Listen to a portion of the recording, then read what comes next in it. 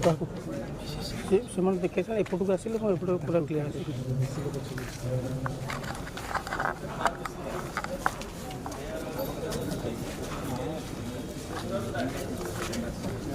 ଏଇଠି ଆସିଲେ କ୍ଲିୟର ଆସିବ।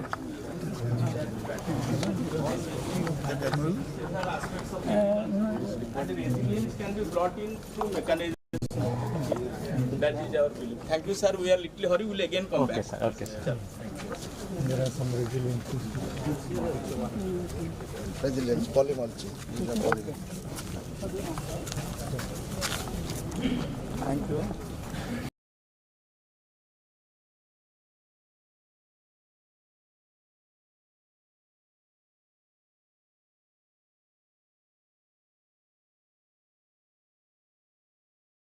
Rainfed areas actually, sir. And the main aim is to enhance the livelihood of the beneficiaries, those who are actually underdeveloped. And our aim is just to manage them, how they will come to the limelight of the society. So this is one of the aim. Actually, sir, the project is running at 7 districts of our state. And the OUAT has been, there are the two components, sir. One is land resource inventory and another one is hydrology. So land resource inventory, it means we have to find out all the components, whatever is there in the soil, You are having the vegetation. a complete database of the soil and Yes, sir. hydrology. Hydrology, sir. So we are in the process. Hopefully, they might have covered several districts. Few more are still left. Still left, sir. And this, with this, we can provide a kind of entire diagnosis to the users. Thank you. Thank you very much. Thank you very much, sir, for coming over here. Thank you very much.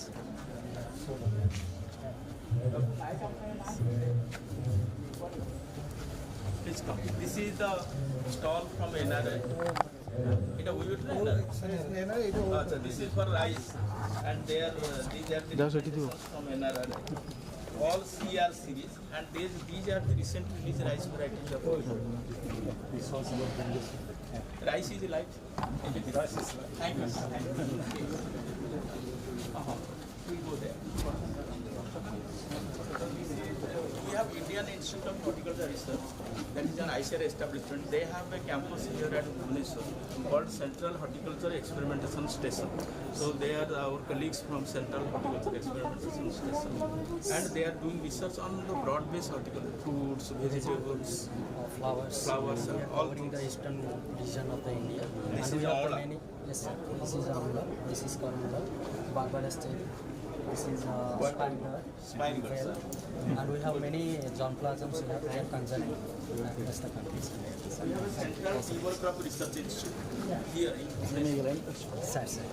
Crops are very close to the heart of tribals. So, and they are not affected by wild animals because they stay inside the soil. And it is well and the most resilient crop, neither affected by flood, nor by cyclone, nor by drought also. Yeah. So they are the true friends for so far as the resilient farmer is concerned. And these are the products. Thank you.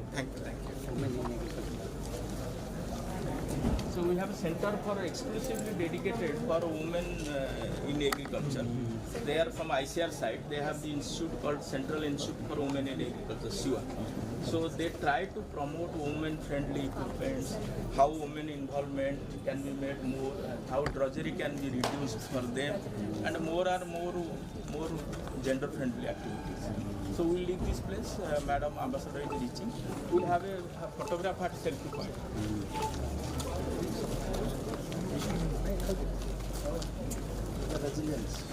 These are some of our ongoing activities.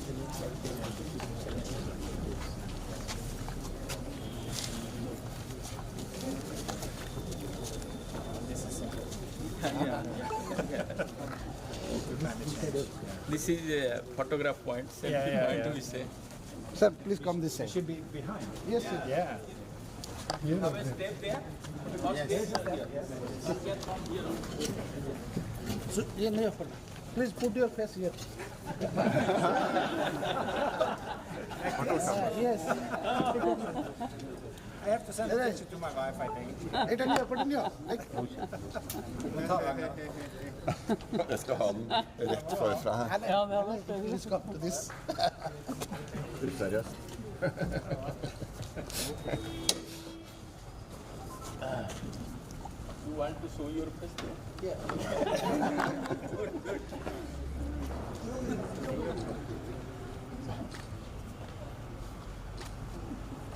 Yeah. Please come. Please come. Good to have you. Thank you. Dr. Mishra, please come. Dr. Patra, are you here? Yes, sir. All of us.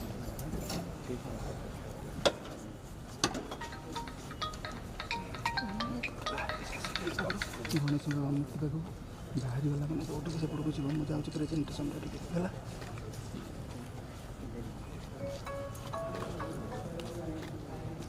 We'll try to come back again because Honorable Ambassador has reached there, so we have to receive. Thank you. Thank you for all your efforts. Thank you.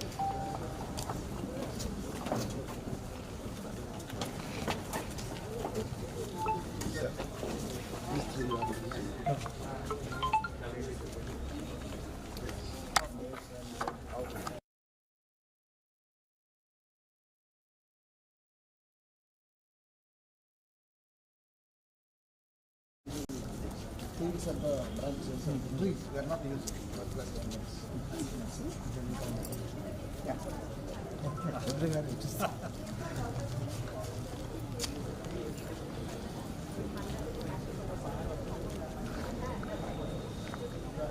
Now business.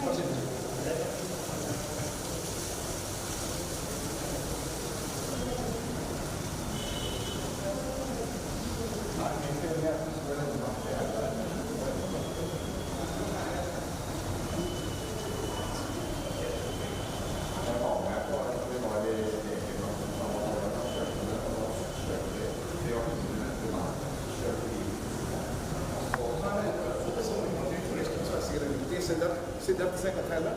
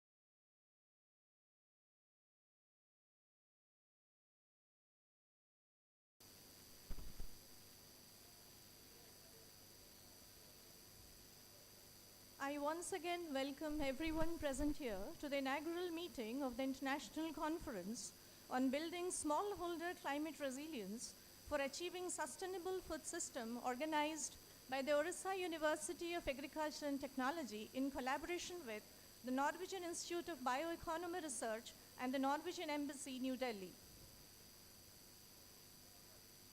The broad themes of the conference would include climate-smart agricultural practices, participatory seed production, recent advances in integrated nutrient and pest management, conservation of natural resources management, digital agriculture, AI-based system, and many others. The conference will surely provide opportunities to discuss the issues and challenges related to climate change, share experiences and knowledge on climate resilience production system. As far as research and extension is concerned, Orissa University of Agriculture and Technology has left no stone unturned to make sterling efforts in the right direction, be it strategic research for climate resilient agriculture, generation of technology to improve resources, creating business opportunity using technology, dissemination of scientific information, or creating and adapting technological tools. We have never lagged behind. Building resilience for the future will need a continued, a coordinated, and a comprehensive effort, and that is what is the need of the hour. It has been rightly said that coming together is a beginning, keeping together is progress, and working together is success. And it is what actually led to the cherishing of myriad dreams that OUAT has been achieving for the last 6 decades or more. With this, I welcome all the esteemed guests for today's inaugural meeting of the International Conference. I may be apologized for repeating again. I would request everybody to please occupy their seats and keep their mobiles on the silent mode or the vibration mode. We are to begin with the inaugural meeting very soon. Thank you so much.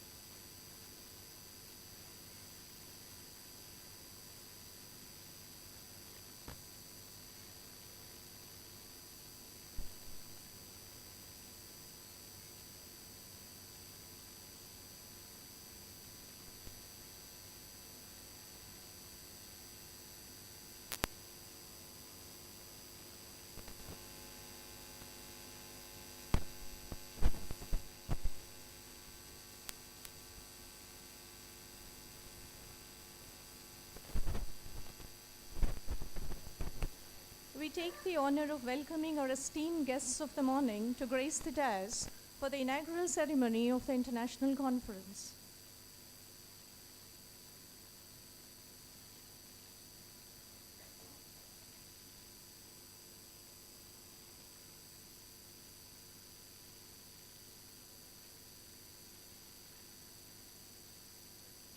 I would request everyone to please remain standing for the national anthem to be played.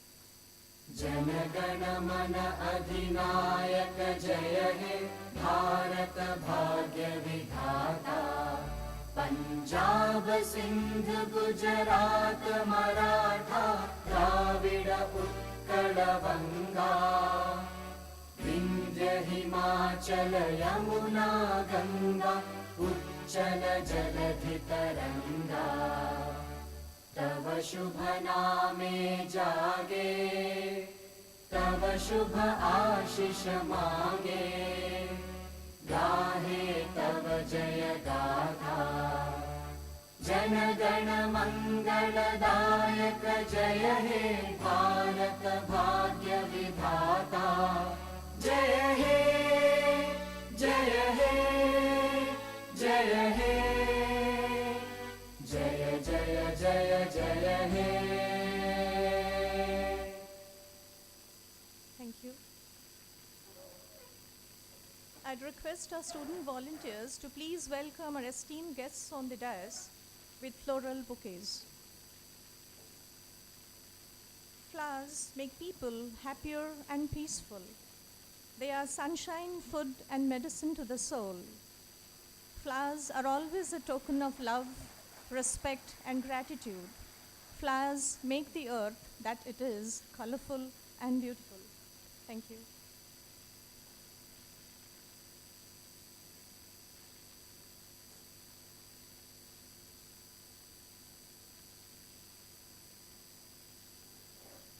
I take the honor of requesting our esteemed guests on the dais to please water the holy plant and mark the formal inauguration of the inaugural meeting of the present international conference. So please. I must mention here that we have actually moved forward from the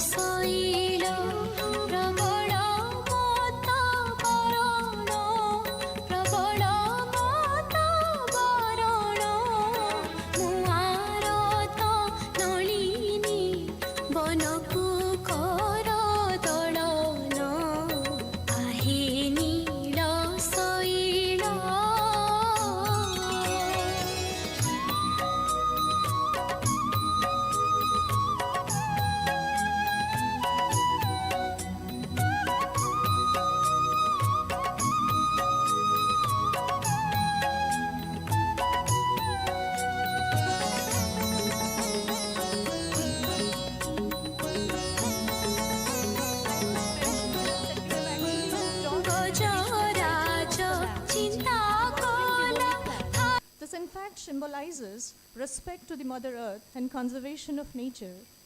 And the Ashoka tree plant here has specific connotations because we have a conference here on climate resilience. It's one of the most climate resistant plant. And most importantly, in the Indian context, it has spiritual connotations. So in nature, nothing is perfect, yet everything is perfect. Trees can be contorted, bent in numerous ways, yet they are beautiful. He who plants a tree plants a hope. He who waters it nurtures and nourishes the hope. With this, we move ahead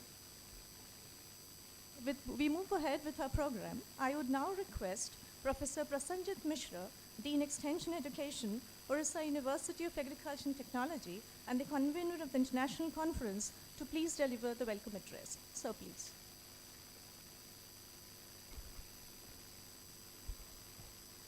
Good morning. Welcome to the land of floods, Bhubaneswar. Ladies and gentlemen, welcome to the International Conference on Building Smallholder Climate Resilience for Achieving Sustainable Food Systems, organized by Orissa University of Agriculture and Technology, Bhubaneswar.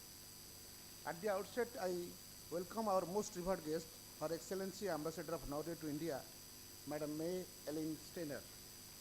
Her Excellency Madam Steiner, a long diplomat, earlier had worked in Africa, Latin America, and Middle East countries. She had also shown extraordinary quality as a Deputy Permanent Representative of Norway in the United Nations Organization headquarters at New York. I welcome Madam Steiner as the chief guest of this inaugural ceremony. I welcome Director General Nibio, Norway, Dr. Ivar Christensen to this conference. We feel proud having a great personality like you, sir, as the guest of honor in the inaugural program. Dr. Mutunja Mahapatra, DG IMD, is a very popular name in every corner of our country. He is also popularly known as the Cyclone Man of India.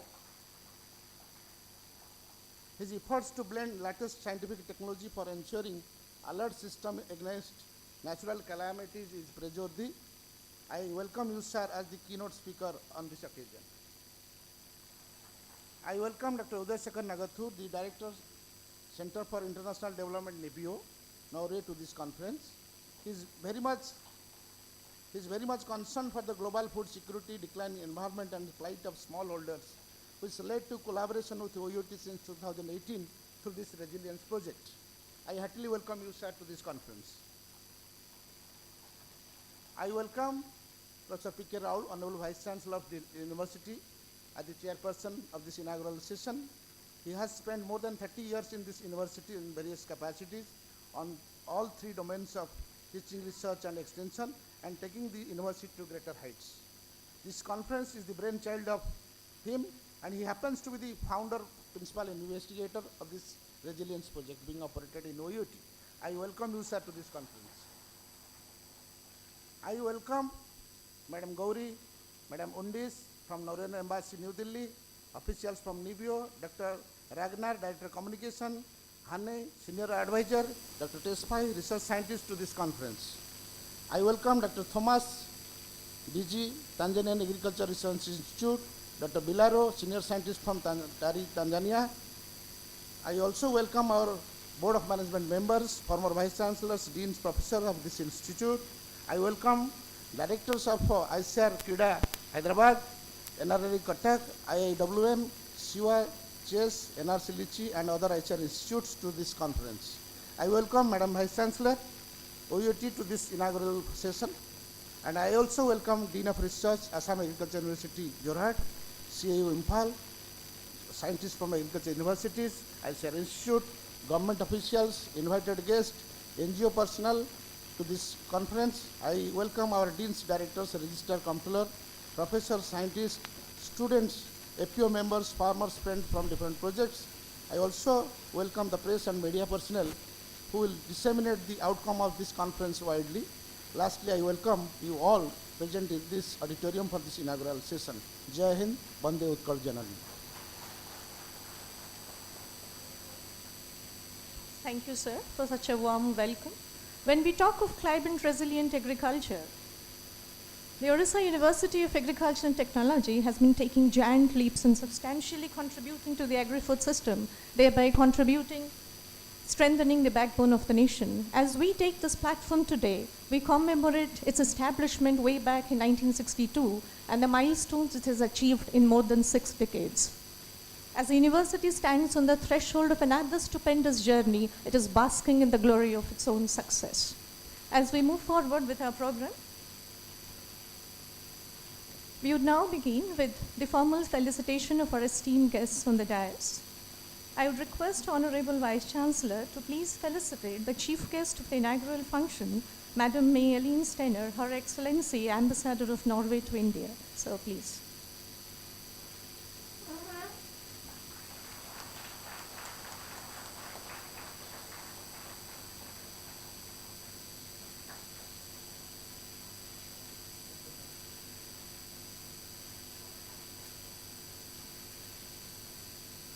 It's a Pattachitra that symbolizes the rich culture and heritage of Orissa.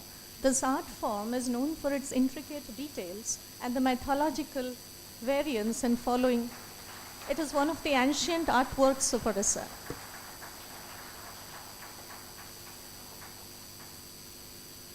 A perfect embodiment of the Odia art, culture, and heritage.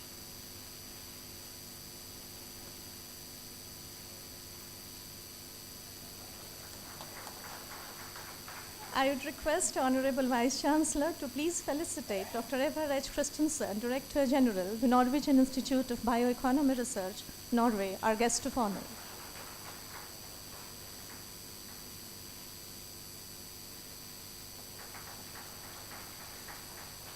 I would again request Honorable Vice Chancellor to please felicitate Dr. Mrityunjay Mahapatra, Director General, India Meteorological Department, New Delhi. So please, our guest of honor,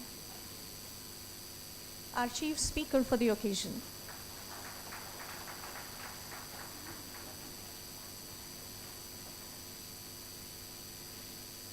I would now request Honorable Vice Chancellor to please felicitate Dr. Uday Shekhar Nagoto, Director, Center for International Development, Norwegian Institute of Bioeconomy Research, Norway, our guest of honor.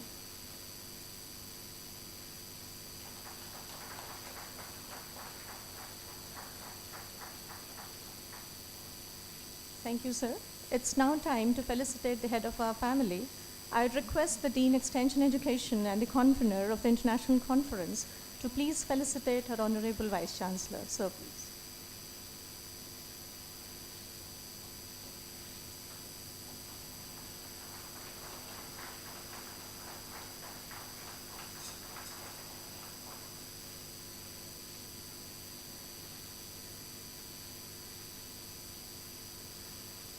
Thank you, sir. As we move ahead with the inaugural meeting, I take the pleasure of inviting Dr. E.S. Nagoto, Director, Center for International Development, the Norwegian Institute of Bioeconomy Research, Nibio, Norway, to please address the gathering. Sir, please.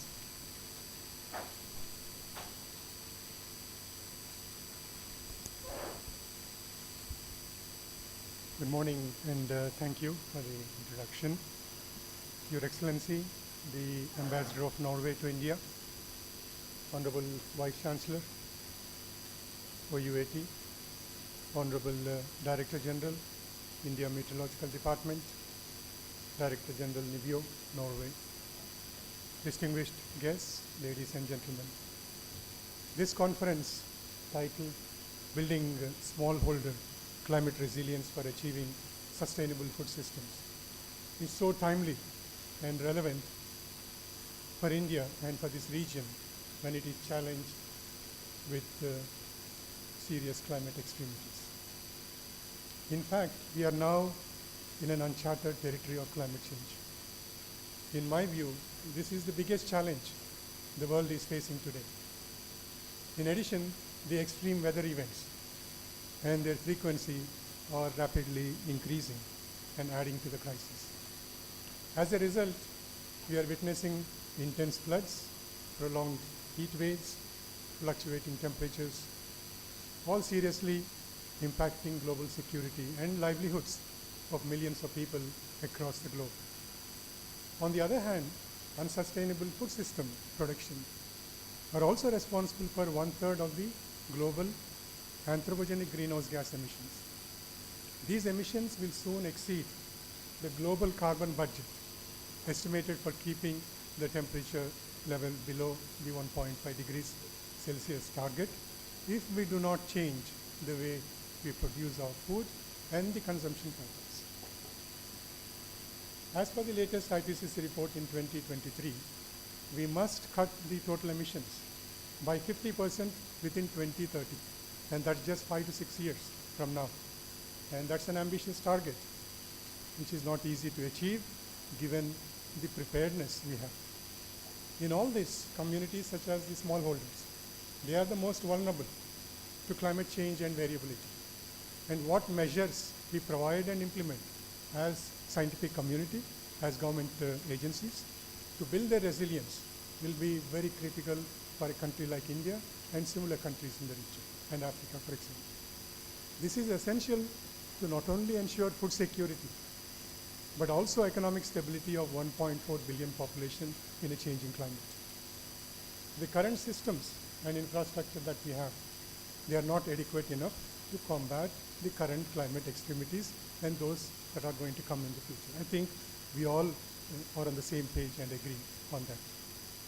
We need to do much more in terms of investment. As per the IPCC report, it says we have to invest 4 to 5 times more than what we are doing now in order to check or combat the climate change. From my experience and also various other reports, there are 5 things that we need to consider and keep in mind and prioritize while we are combating the climate change. The first thing is investments, both in terms of technology and monetary investments in both public and private sector. But we need to ensure that these investments are efficiently used. Number of times it's a lot of duplication of work. We need to develop innovative and climate smart technologies, but they have to be simple and easy for the smallholders to adopt. And similarly, the digital tools. We are now in an era of digital agriculture. A lot of digital tools being developed, which is good, but the digital literacy of the rural communities right now is very low.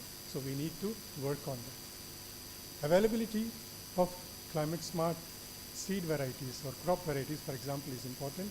At the same time, the seeds have to be made affordable and accessible to the smallholders. In my view, this is one of the biggest constraints the developing countries are facing. Capacity building and of farmers and institutions involved in climate action will help in maximizing outreach. We need to have a committed capacity building framework and also investments. Fostering better cooperation between stakeholders at different levels will help in smooth communication between science and policy at different levels. And what we need is good climate governance at different levels. As scientists, we know that there are several technologies available, but often we do not share them. I think we need to be more clever on that. We must mainstream effective and equitable climate action. And we don't need to see investments in climate action as a competition for other sectors. It could be complementary, it could be innovative, where we could see new benefits, for example, employment, innovations, and so on. In all this, fairness in climate action is important. I mean climate justice. We have to prioritize the most vulnerable and the most communities and the vulnerable regions as we proceed to climate action. This conference is one of the final dissemination events of a cross-disciplinary resilience project funded by the Government of Norway and the Royal Norwegian Embassy in Delhi. I would like to thank the ambassador and the team from the embassy for their continuous support for this cooperation. During the last 6 years, the consortium, including OUAT, National Rice Research Institute, Assam Agriculture University, Swaminathan Research Foundation, and the International Water Management Institute, under the coordination of the Norwegian Institute of Bioeconomy Research Norway, has been able to achieve some good results in terms of technology development, in terms of farmer outreach, gender mainstreaming, and also generating policy dialogue. The project will be presenting some of these key results and also outcomes in the session later this afternoon. Initiatives such as the Resilience Project are very important to foster collaboration at international level and also to show how joint efforts across countries can help in combating climate change. I hope this conference will help in better dialogue among some of the key stakeholders, key institutions present here today, such as CREDA, NRRI, Assam Agriculture University, and so on, and also lead to some new cooperation initiatives. Thank you so much.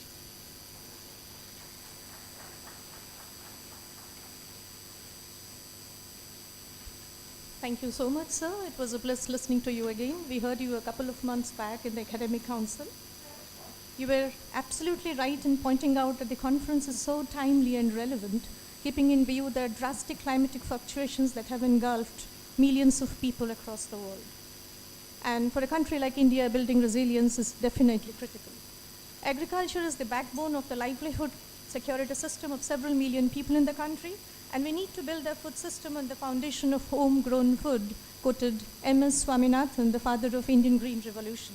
But the greatest threat to this endeavor is climate change, and none can escape its debilitating effects. It's live or perish for us to choose. And that's the nucleus of discussion for the present international conference on building smallholder climate resilience for achieving sustainable food system.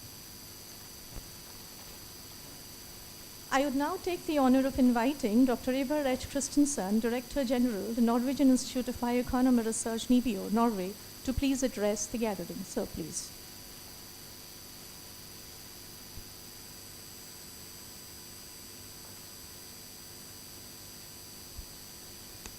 Thank you. Dear Ambassador, dear Director General, Indian Meteorological Department, dear Vice Chancellor, distinguished guests, ladies and gentlemen. It's an honor to stand before such a distinguished gathering. And I would like to begin to extend my heartfelt gratitude to the Ambassador and to all other dignitaries present here today. Being in India and Bhubaneswar, a city with a long and important history, and today part of India's economic and technological progress is truly inspiring.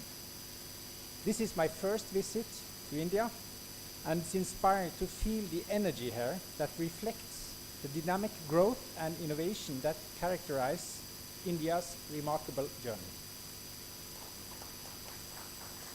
Our world today faces a myriad of global challenges, and we cannot afford to overlook their magnitude. Global warming is accelerating at a worrying pace, threatening ecosystems, livelihoods, and most critically, food security.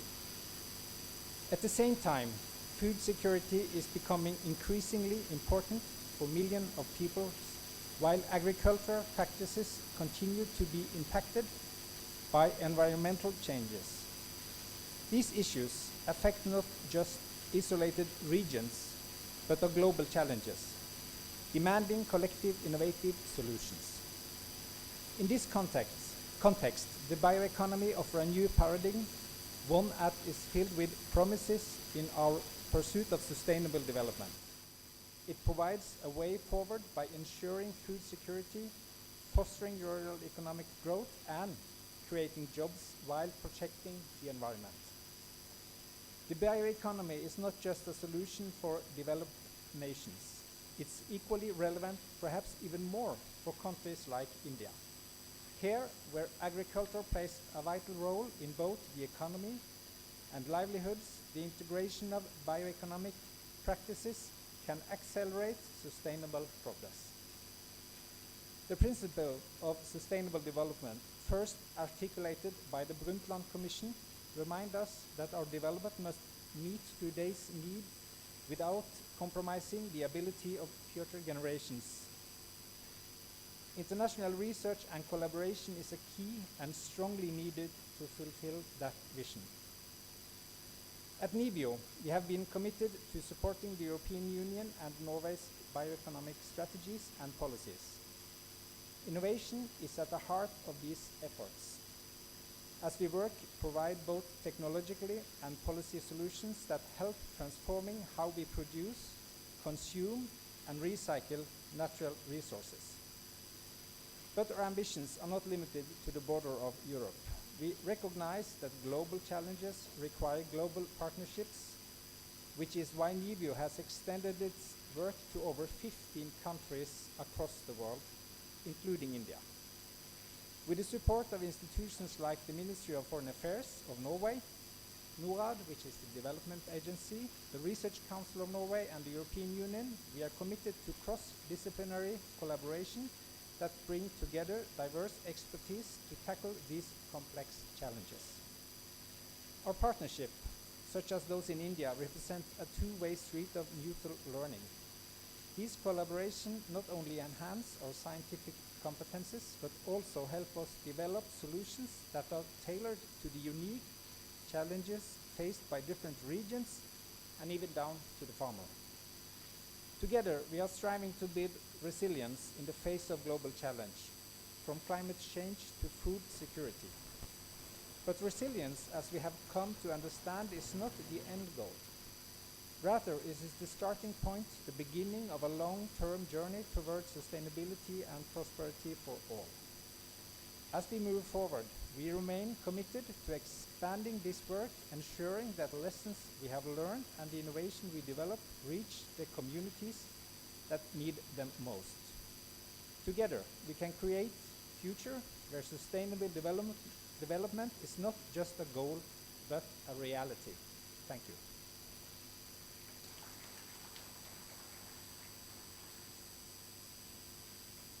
Thank you so much, sir, for appreciating the energy and the concern for environmental challenges for here in India. You are absolutely right in saying that international collaboration and research is actually the key to face the global challenges today. This would not only enhance the social fabric of our communities, but also inspire hope for a more inclusive and prosperous future. And this forward-thinking approach would not only ensure a sustainable future, but also instill optimism in our agricultural system. I take the privilege of welcoming Dr. Mrutyunjay Mahapatra, Director General, India Meteorological Department, IMD, New Delhi, the Chief Speaker of the occasion, to please address the gathering. Sir, please.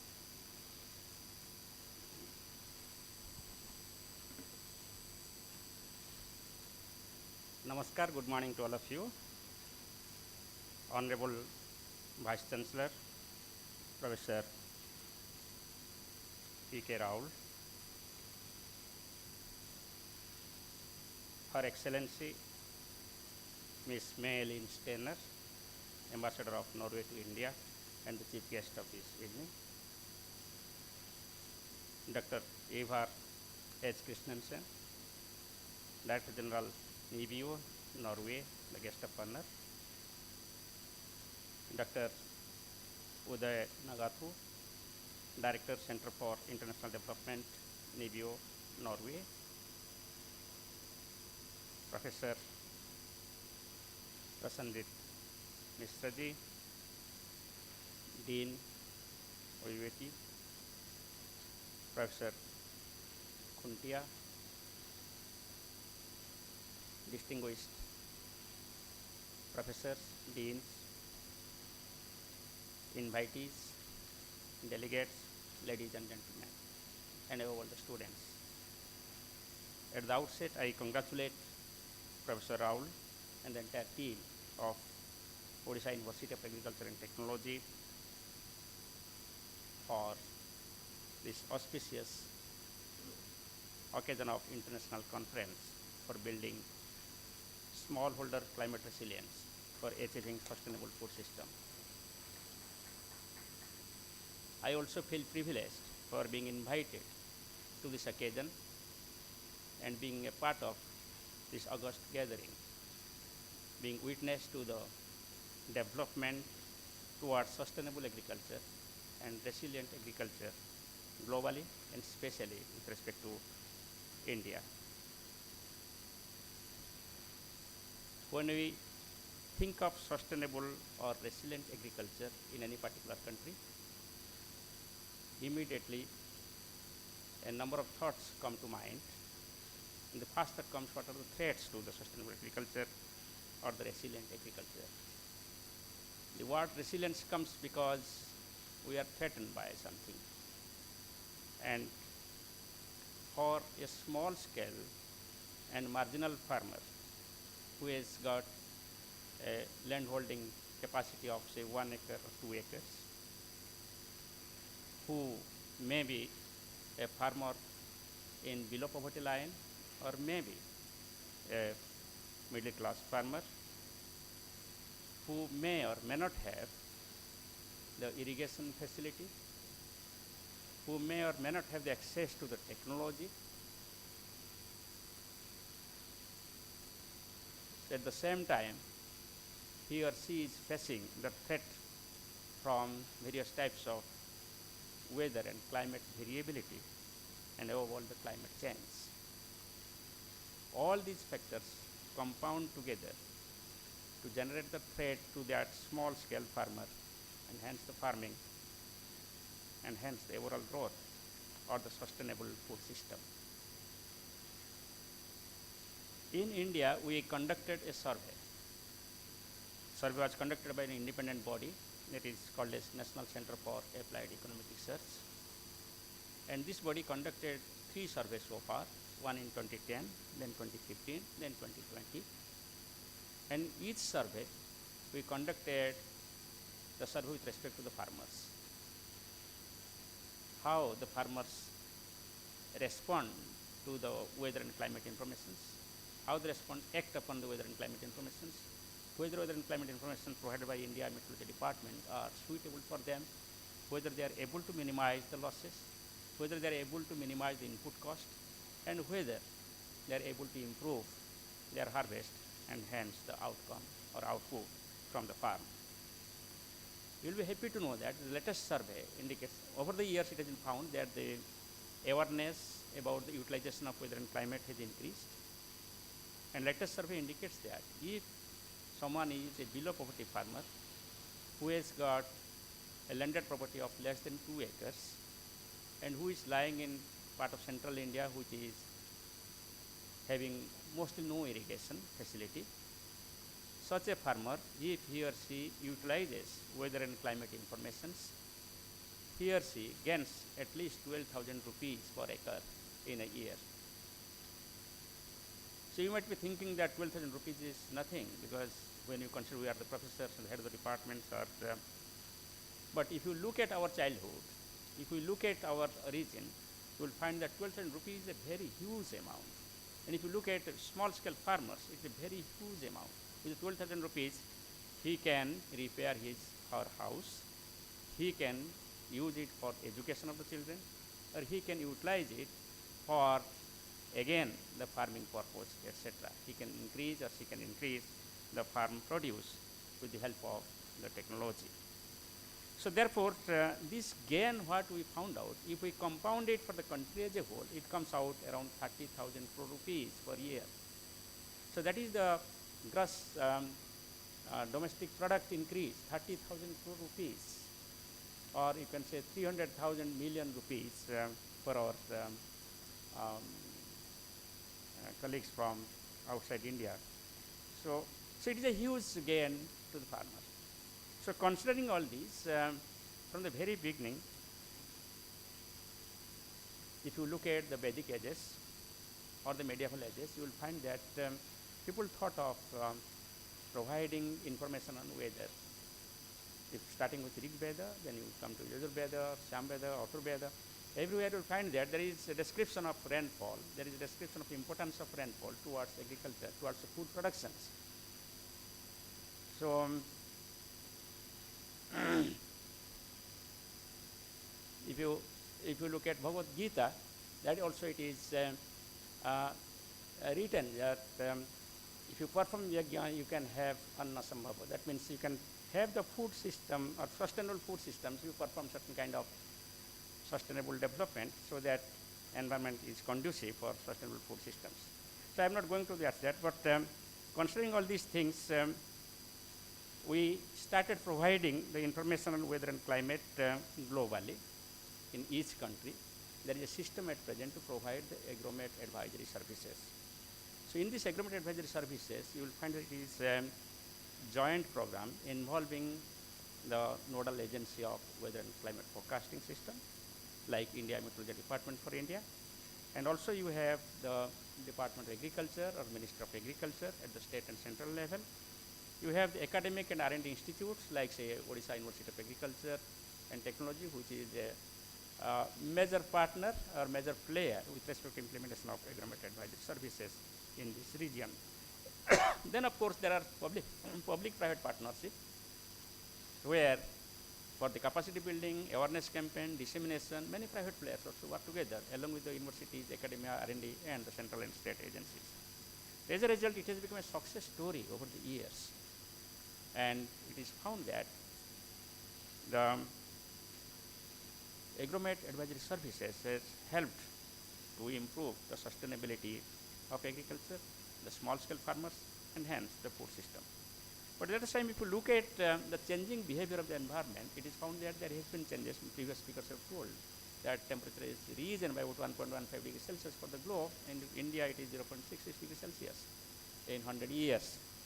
As a result of this, there has been increase in frequency, duration, intensity of various types of extreme weather events. And when you consider the sustainability of agriculture or food system, I am not talking about the synthetic food, it is agriculture-based food if you consider, then it is threatened by the extreme weather events. A small-scale farmer who has invested all his or her money for putting up the crops in 2 acres of land, if it is washed away due to the floods, or if it is devastated by the cyclones, or if it is spoiled by the droughts, he doesn't have funding now to go for the second time, the cropping. If he goes for funding, then he has to go for loan, and hence the burden increases. And therefore, he may desist from doing that, and hence the food system gets affected. Otherwise also, there is a large climate variability.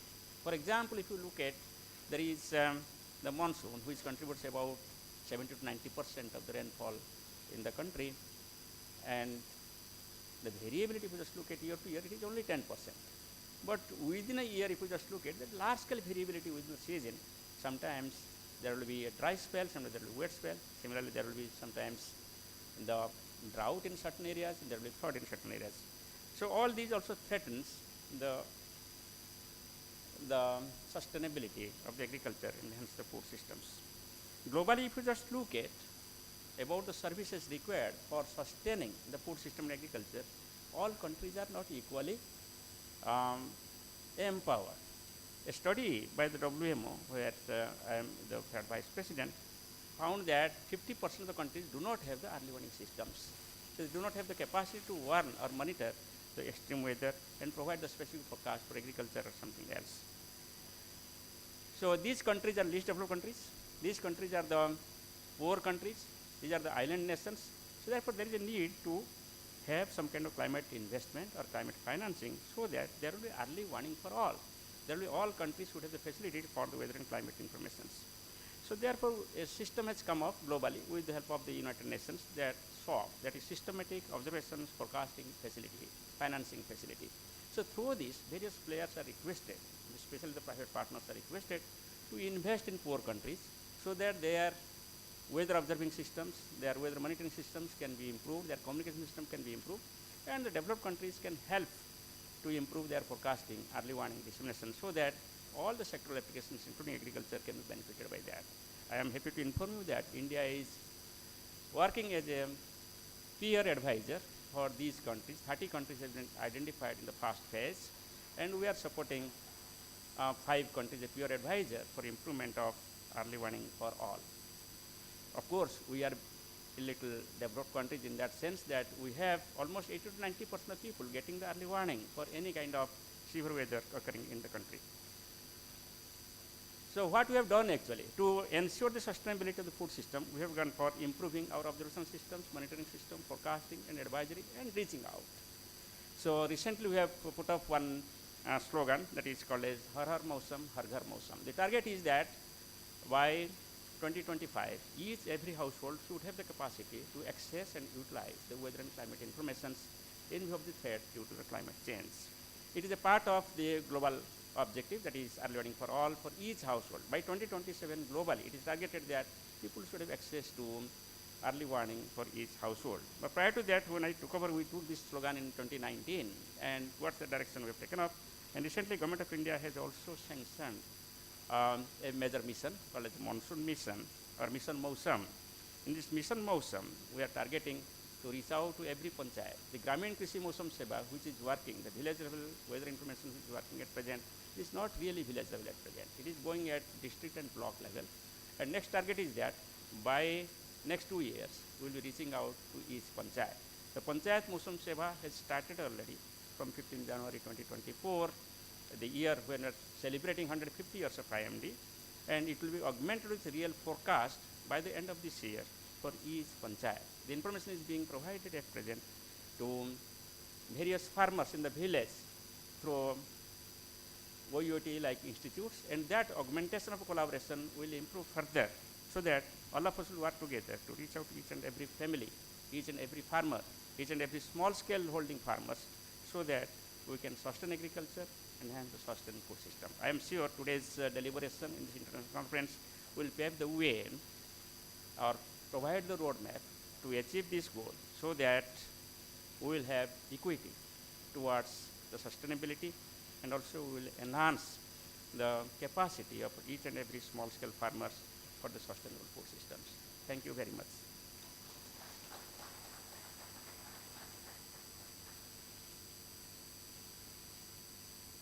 Thank you so much, sir, for the address. If I am quoting you correctly, the word resilient invokes threats for resilience. And that's the point of discussion for today's conference.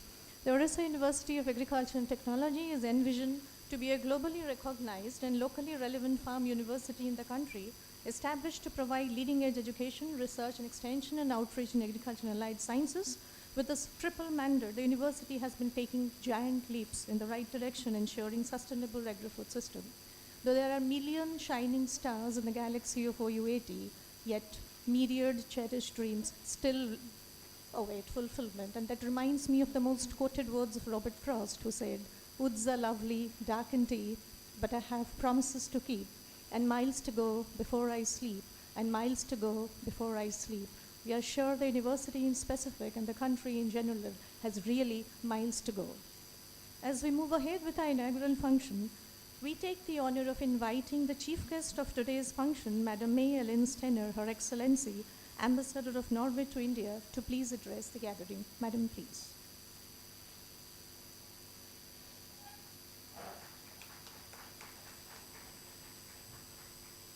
Honorable Vice Chancellor, Director General and Director of International Development of Nibio, Director General of India Meteorological Department, all dignitaries here, ladies and gentlemen, dear friends, Namaskar Odisha. It is really such a pleasure to be here today. It's my first visit to this beautiful state. Thank you very much for the warm welcome and hospitality extended to me and my team in the last days since I arrived on Saturday. Let me also share with you, I have now completed 1 year as Ambassador of Norway to India. It has been a wonderful experience to be in this vast, beautiful and diverse country. On Sunday, I visited the Sun Temple in Konark, and I also saw the Jagannath Temple in Puri. I visited Raghurajpur Artist Village and Ashoka Rock Edicts. I really learned that this state has a rich history and a lot to offer. Yesterday, I traveled with my team and some of these distinguished guests to the Resilience Project villages in Cuttack district. I was really impressed by the farmers and how they have adapted to more climate-smart farming. I met enthusiastic women farmers, and I was really excited to see the results from this important project that Norway has supported since 2018. The women showed some examples of how they are making their own income. I was impressed by the plant health clinics and also the village knowledge center. Innovative tools contribute to building more resilient agricultural livelihoods. The Norwegian Institute of Bioeconomy Research, Nibio, has been an important partner for Norway and for the Norwegian Embassy in climate adaptation and climate resilience. We are very pleased that Nibio, along with Indian partners such as the Odisha University of Agricultural Technology, National Rice Research Institute, and others, have introduced several climate-smart agricultural technologies, tools, and apps for upscaling. This is precisely along with the priorities of Norway's India strategy towards 2030. One of the 5 priorities is to address climate change. Therefore, I'm also really proud now to announce that we will continue this partnership with Nibio and the Indian partners for a second project phase in this beautiful state of Odisha and in Assam. While we all have gathered here to acknowledge the role of farmers in climate-smart agriculture, I think it's also worth highlighting that earlier this year, a resolution was passed in the United Nations General Assembly to declare 2026 as International Year of the Woman Farmer. The International Year of the Woman Farmer will serve as a platform for highlighting the barriers and challenges that women farmers face across agri-food systems, and also the adoption of effective policies and actions to address such challenges. It will also promote gender equality and the empowerment of all women in agriculture.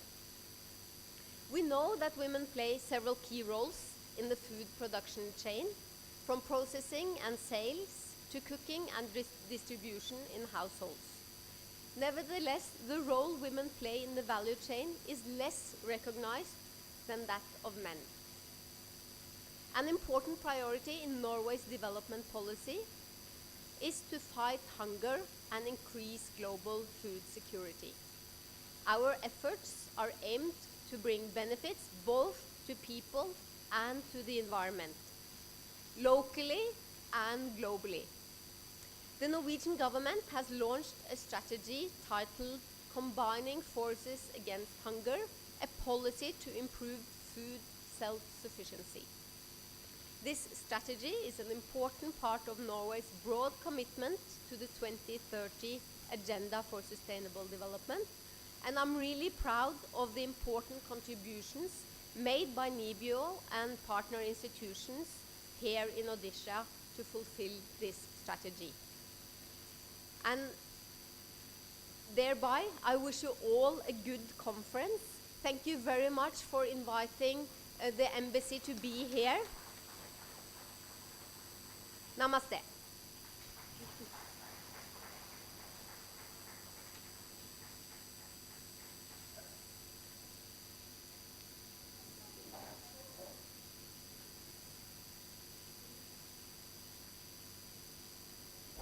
Thank you, ma'am. We once again welcome you on your first visit to Odisha, the land of Lord Jagannath. We are immensely thankful to you for your announcement for continuing the partnership with Nibio and the other implementing partners. It's time now for the release of the publications. I take the privilege of requesting our esteemed guests on the dais to please release the project impact summary of the Resilience Project.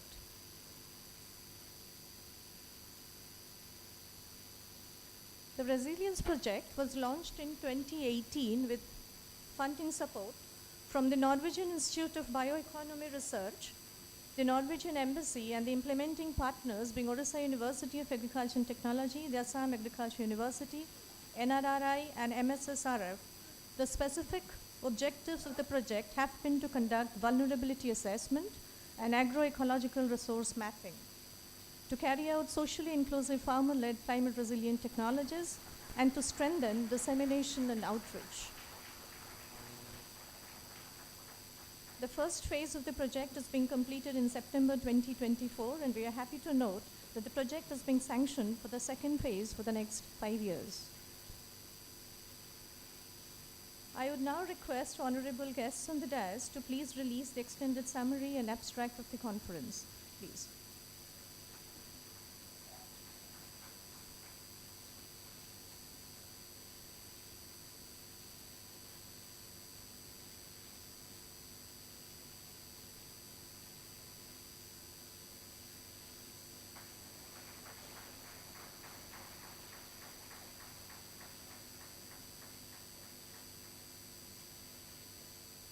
Thank you, sir. It's time now for one of the most ceremonial occasions, for the signing of the grant agreement between the Ministry of Foreign Affairs Norway and the prime awardee Norwegian Institute of Bioeconomic Research, Nibio, for upscaling the project.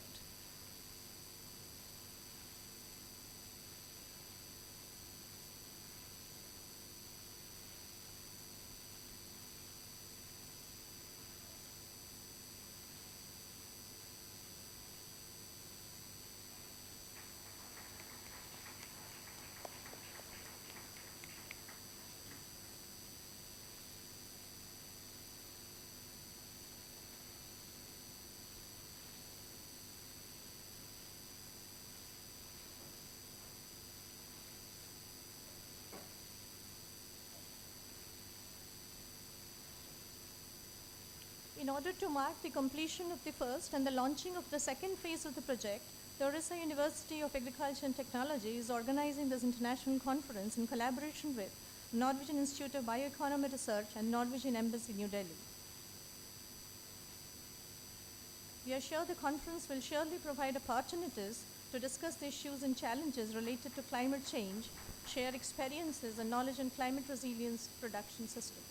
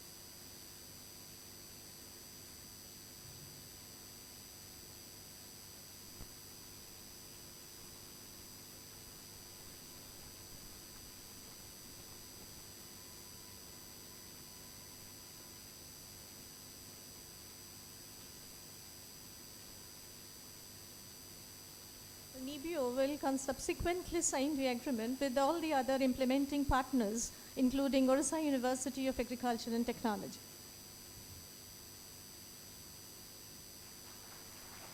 And we are organizing this conference to mark the completion of the first and the launching of the second phase of the project.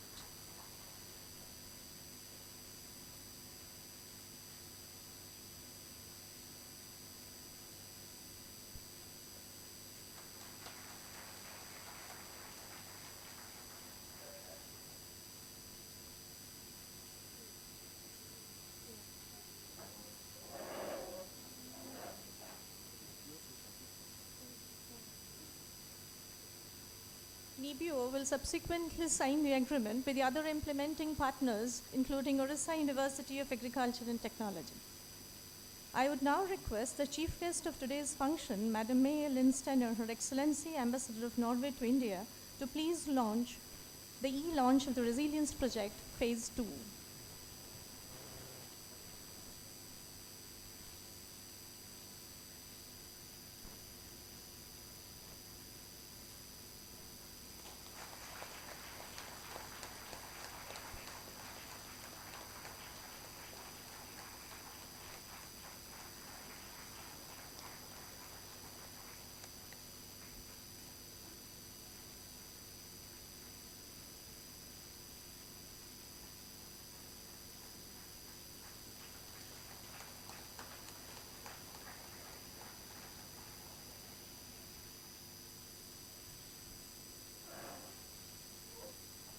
It's time now to listen to the head of the OUAT fraternity, Dr. Prabhat Kumar Rao, Honorable Vice Chancellor, Orissa University of Agriculture and Technology. It is under the aegis of his able leadership that the university has been taking giant leaps in the right direction. So please.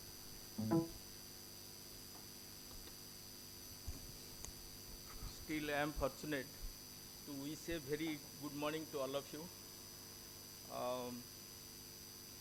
Hearty welcome to esteemed guests on the dais and in front of the dais to the temple city, Bhubaneswar.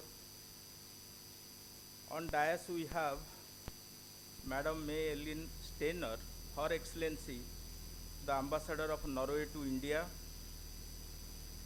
Dr. I.H. Christensen, the Director General, National Institute for Bioeconomy Research of Norway.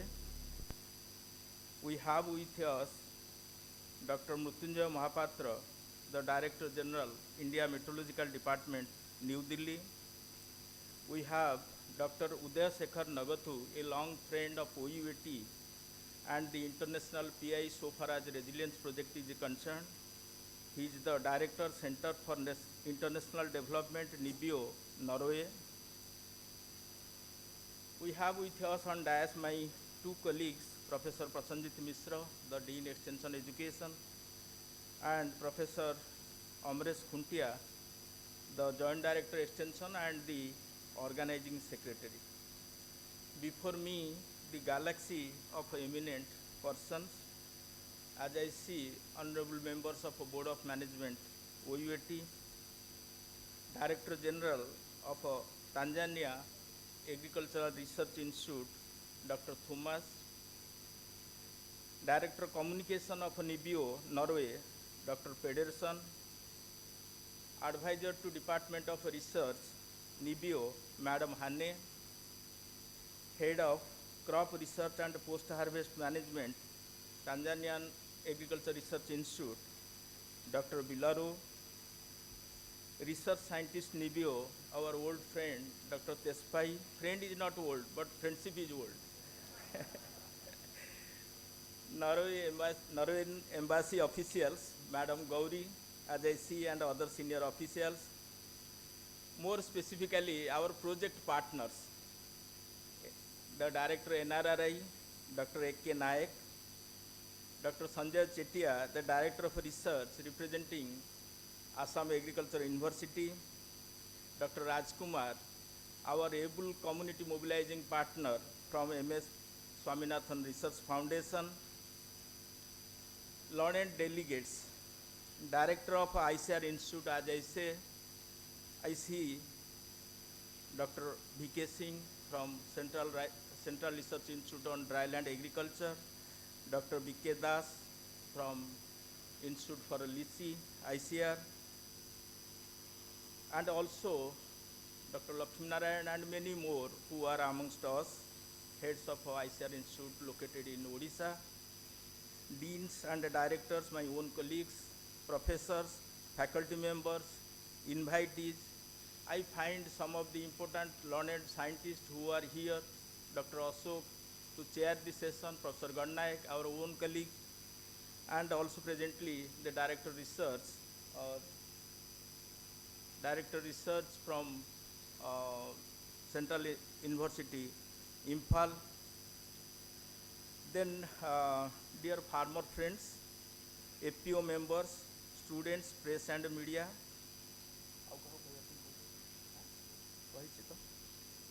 विशेष भाव में ये विश्वविद्यालय अन्यतम अंशीदार आदरर चाषी भाई और भौणी माने farmer producer organisation कर्मकर्ता समस्त को हार्दिक स्वागत करुछि। The theme area of this international conference, building smallholder climate resilience for achieving sustainable food system, as it has been opined by several speakers prior to me, that it is not only in time but also, I may add, it is in appropriate place. The reason is the kind of agroclimatic, agroecological peculiarity the state experiences and the vulnerability the agriculture of the state passes through. Perhaps this is not only at the right time but also at the right place, and it is much more relevant in that way.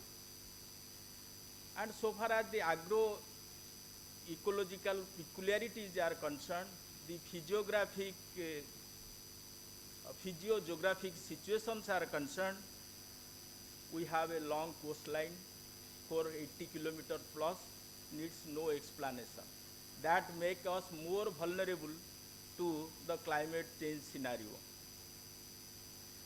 I was going through the last 60 years data and trying to classify them as normal years and abnormal years. I found out of these 60 years, 31 years were drought prone, 29 years were flood prone, 13 years were cyclone affected, hardly 11 years were considered to be by and large normal years. This is the climate vulnerability, climate change crisis so far as the state is passing through.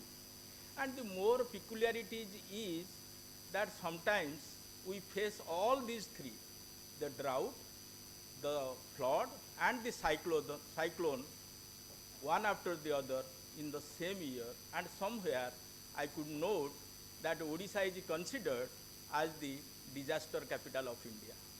So we have to think it with all seriousness that how important this seminar is for us. No doubt that Odisha experiences a tropical climate. Tropical climate has its own specifications, own characterizations. Obviously, high temperature, high humidity, moderate rainfall, but low and mild winter. And if we look at more minutely, we receive by and large all over the state 1451 millimeter of rainfall, and that too 80%, more than 80% is received during the monsoon months. But the thing that now, as per our available data, IMD, Director General IMD is also here, he may agree to it, there is no loss of rainfall. We are not getting less rain, neither getting less rain, nor having less rainy days. But only thing is that the monsoon rainy days have decreased. That means we get torrential rains with a shorter days, with less number of days, and winter rains are also decreasing, but summer rains are increasing, which sometimes needs a kind of a readjustment so far as our crop and cropping plan is concerned. And so also the trend analysis, this trend analysis shows some kind of light with respect to our resilience plan. Weather aberrations are very common in Odisha situation, and it causes biotic as well as abiotic stress. Not only flood, cyclone and heavy rain or drought, but also it attracts disease pests. So in that scenario, this conference carries a lot of importance, and moreover, the state is having 93% of its agrarian population as small and marginal farmers, the worst victims of this nature. So we need to strategize how to diversify our commodity, how to diversify our crop, how to diversify our cropping system, how we can bring in composition of agri and advanced technology, how best we can bring in the development or capacity building of our farmers.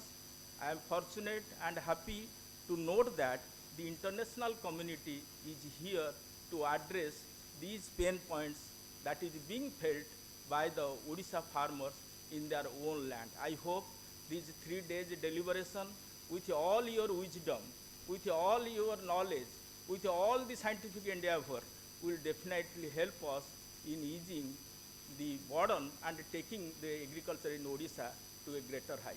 Thank you again.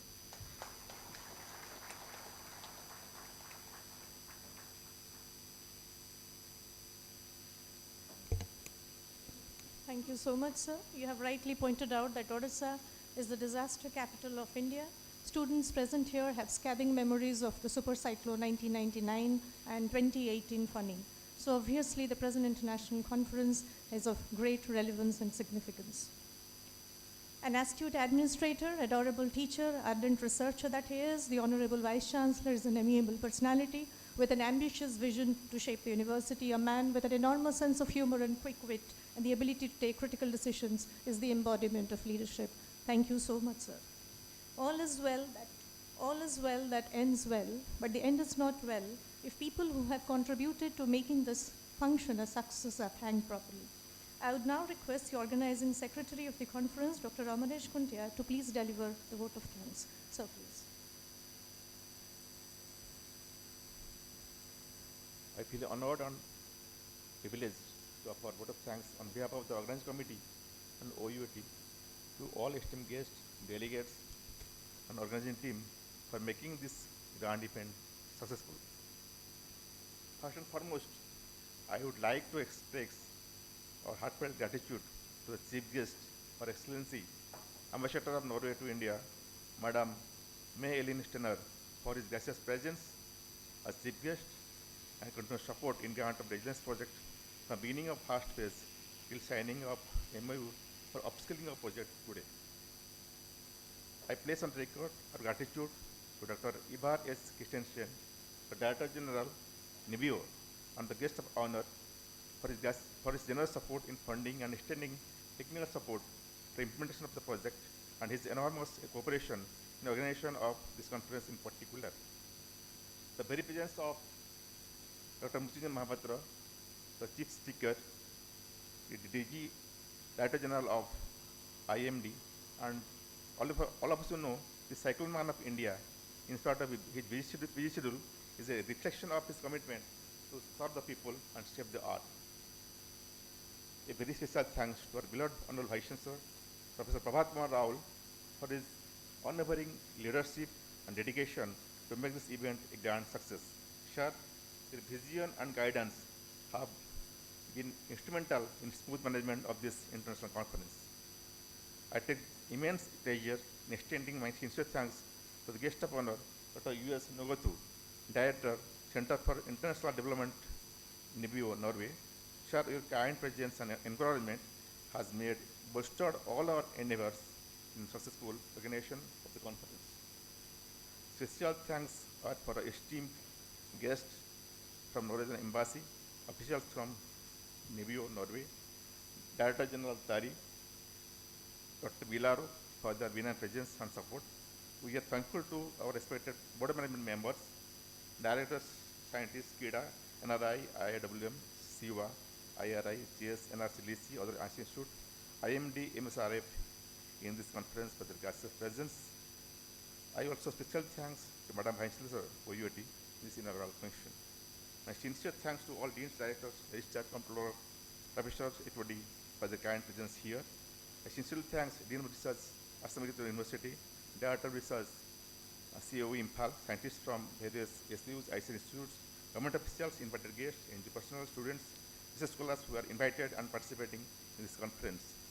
এই অবসরে উপস্থিত সমস্ত অগ্রণী চাষী সমস্ত ছাত্র এবং এফিও সভ্যମାନଙ୍କୁ অশেষ ধন্যবাদ অর্পণ করুছি।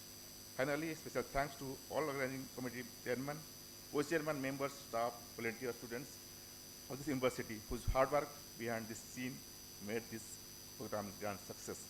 I must thank the press and electronic media people for the kind presence and taking effort for the wide publicity of the event. Thank you.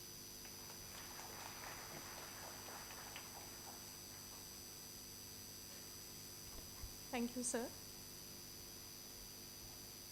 I would now request everyone present here to please stand for the OUAT song to be played.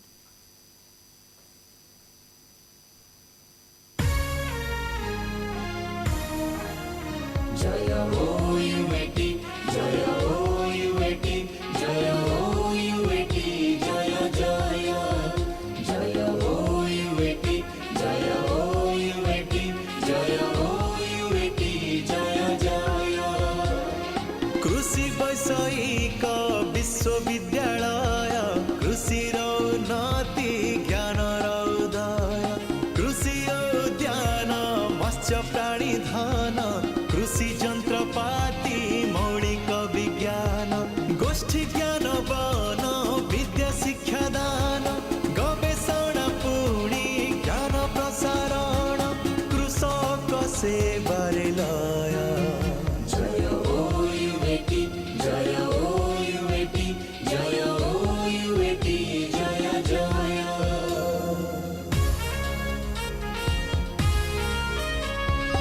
Ekamra क्षेत्रु साबर श्रीक्षेत्र सबुठारे उपस्थिति सुवर्ण रेखारु वंशधारा जाए अरजिछि जस कीर्ति कृषि सेवा पाई समर्पित मन उत्कल माता को करिब महान आम विश्वविद्यालय Jaya OUAT, Jaya OUAT, Jaya OUAT, Jaya Jaya.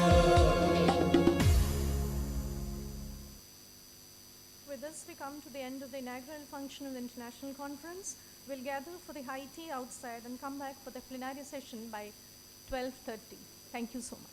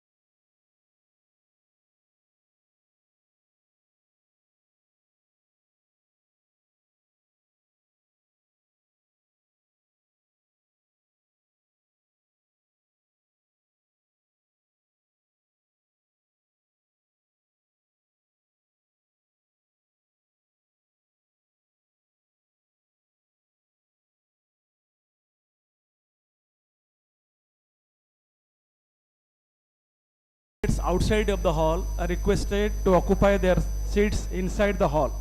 We are going to start the plenary lecture very soon.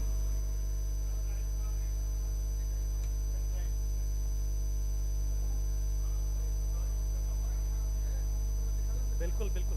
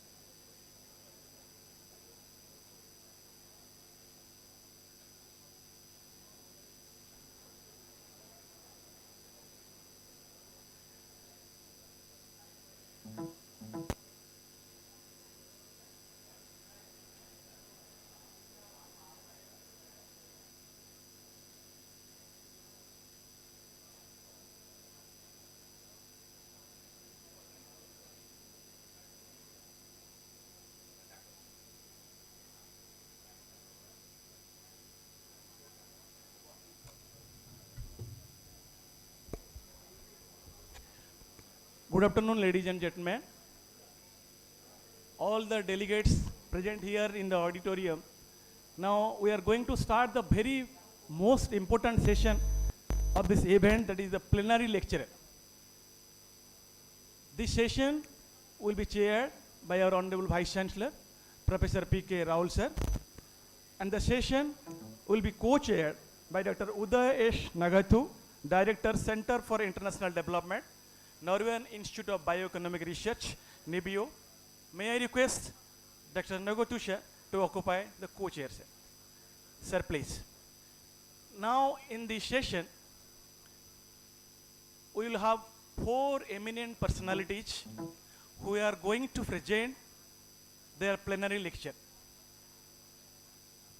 First one will be delivered by Dr. Mrutyunjay Mahapatra sir, the respected Director General, Indian Meteorological Department, New Delhi. May I request Dr. Mahapatra sir to come to the dais for the first plenary lecture. The second eminent personality of this plenary session will be Dr. A.K. Nayak, the respected Director, ICR National Rice Research Institute, NRRI, Cuttack. Now may I request Dr. Nayak sir to come to the dais for the plenary lecture. The third one will be Dr. T.N. Bhauna, the Director General of Tanzanian Agriculture Research Institute, TARI. May I request the DG TARI, Dr. Bhauna, to come to the dais, sir, please, to occupy. Yes, please.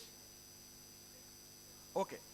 Now, the last plenary lecture will be by our Dr. B.K. Singh, the Director, Central Research Institute for Dryland Agriculture, Hyderabad. May I request Dr. Singh, the Director, sir, to occupy the chair. Now all the delegates are requested to take the respective seats. We are going to start this session. Please, sir. Before handing over to our Honorable Vice Chancellor, who is going to chair the session, I would like to request my student friends to felicitate with a flower bouquet to all the dignitaries on the dais. Student friends, please.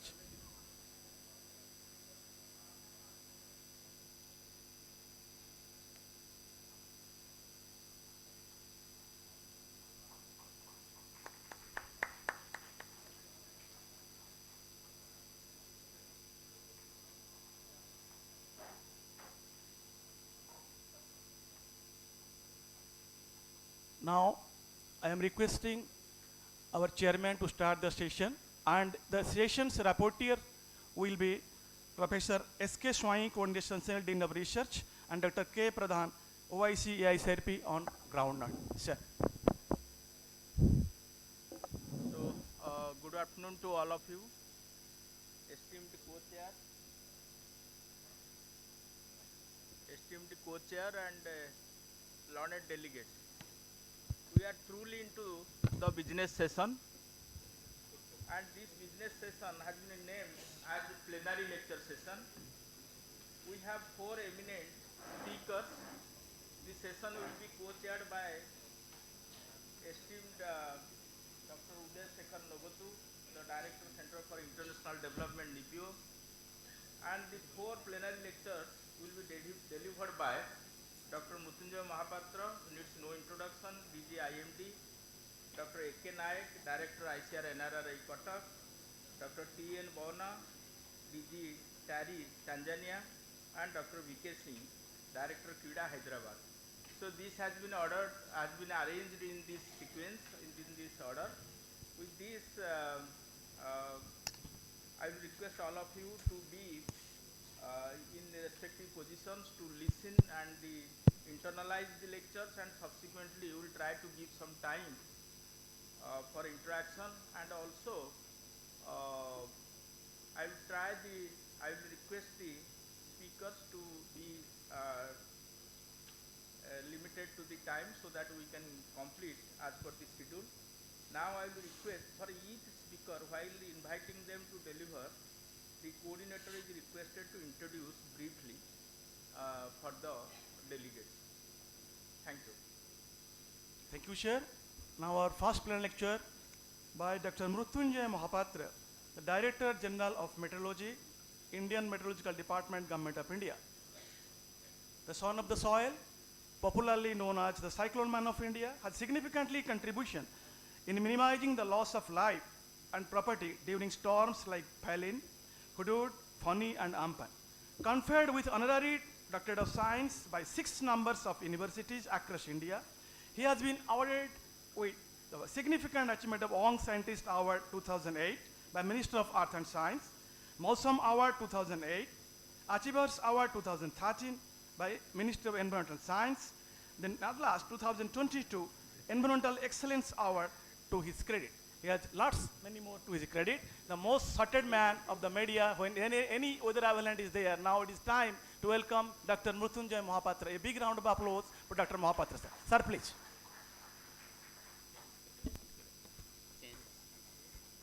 Next level.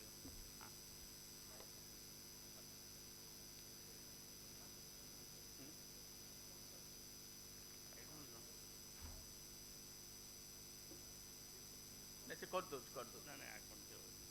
पृथ्वी अच्छी एटा करना से आसो आसो let him come and do the needful.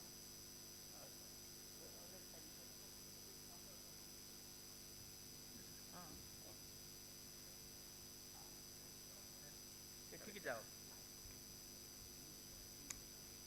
कौन को सार के देखिए नहीं लाइव स्ट्रीम बंद कर दियो लाइव स्ट्रीम बंद कर दियो ठीक लाइव स्ट्रीम इनॉगरल पर बंद कर ठीक है नमस्कार good afternoon to all of you.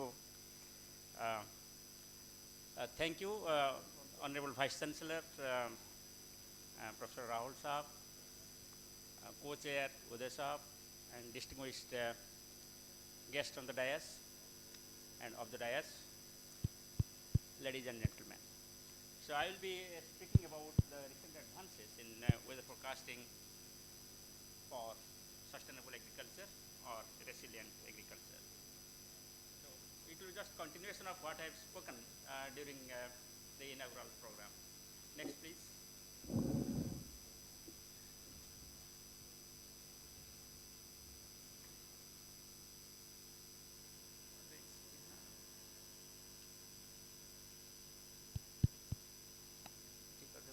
Okay. So if you just when you look about the food security, so there are certainly threats towards the food security in terms of the extreme weather and climate change part. Every speaker during inauguration they have mentioned here, and it is mainly because that global temperature is rising, and also in India temperature is rising, and due to rising temperature, there has been the observation of increase in frequency, duration, intensity of various extreme weather events like say heavy rainfall, floods, and droughts, heat waves, thunderstorms, lightning, etc. There are also certain interconnected issues. For example, as I was talking about, that if you consider a poor farmer when there is no irrigation, certainly he or she is more affected by the variation of weather and climate and the climate change. So there are the shifts in environmental conditions over the years, and as a result, it is becoming a threat to especially the farmers and the marginal farmers. If you consider the sustainability, of course, certainly you have to go for the building resilience. So when you talk of the resilience, that as I was talking earlier, so it needs the intervention of financial mechanism so that you can deal with the various types of threats to the hazards.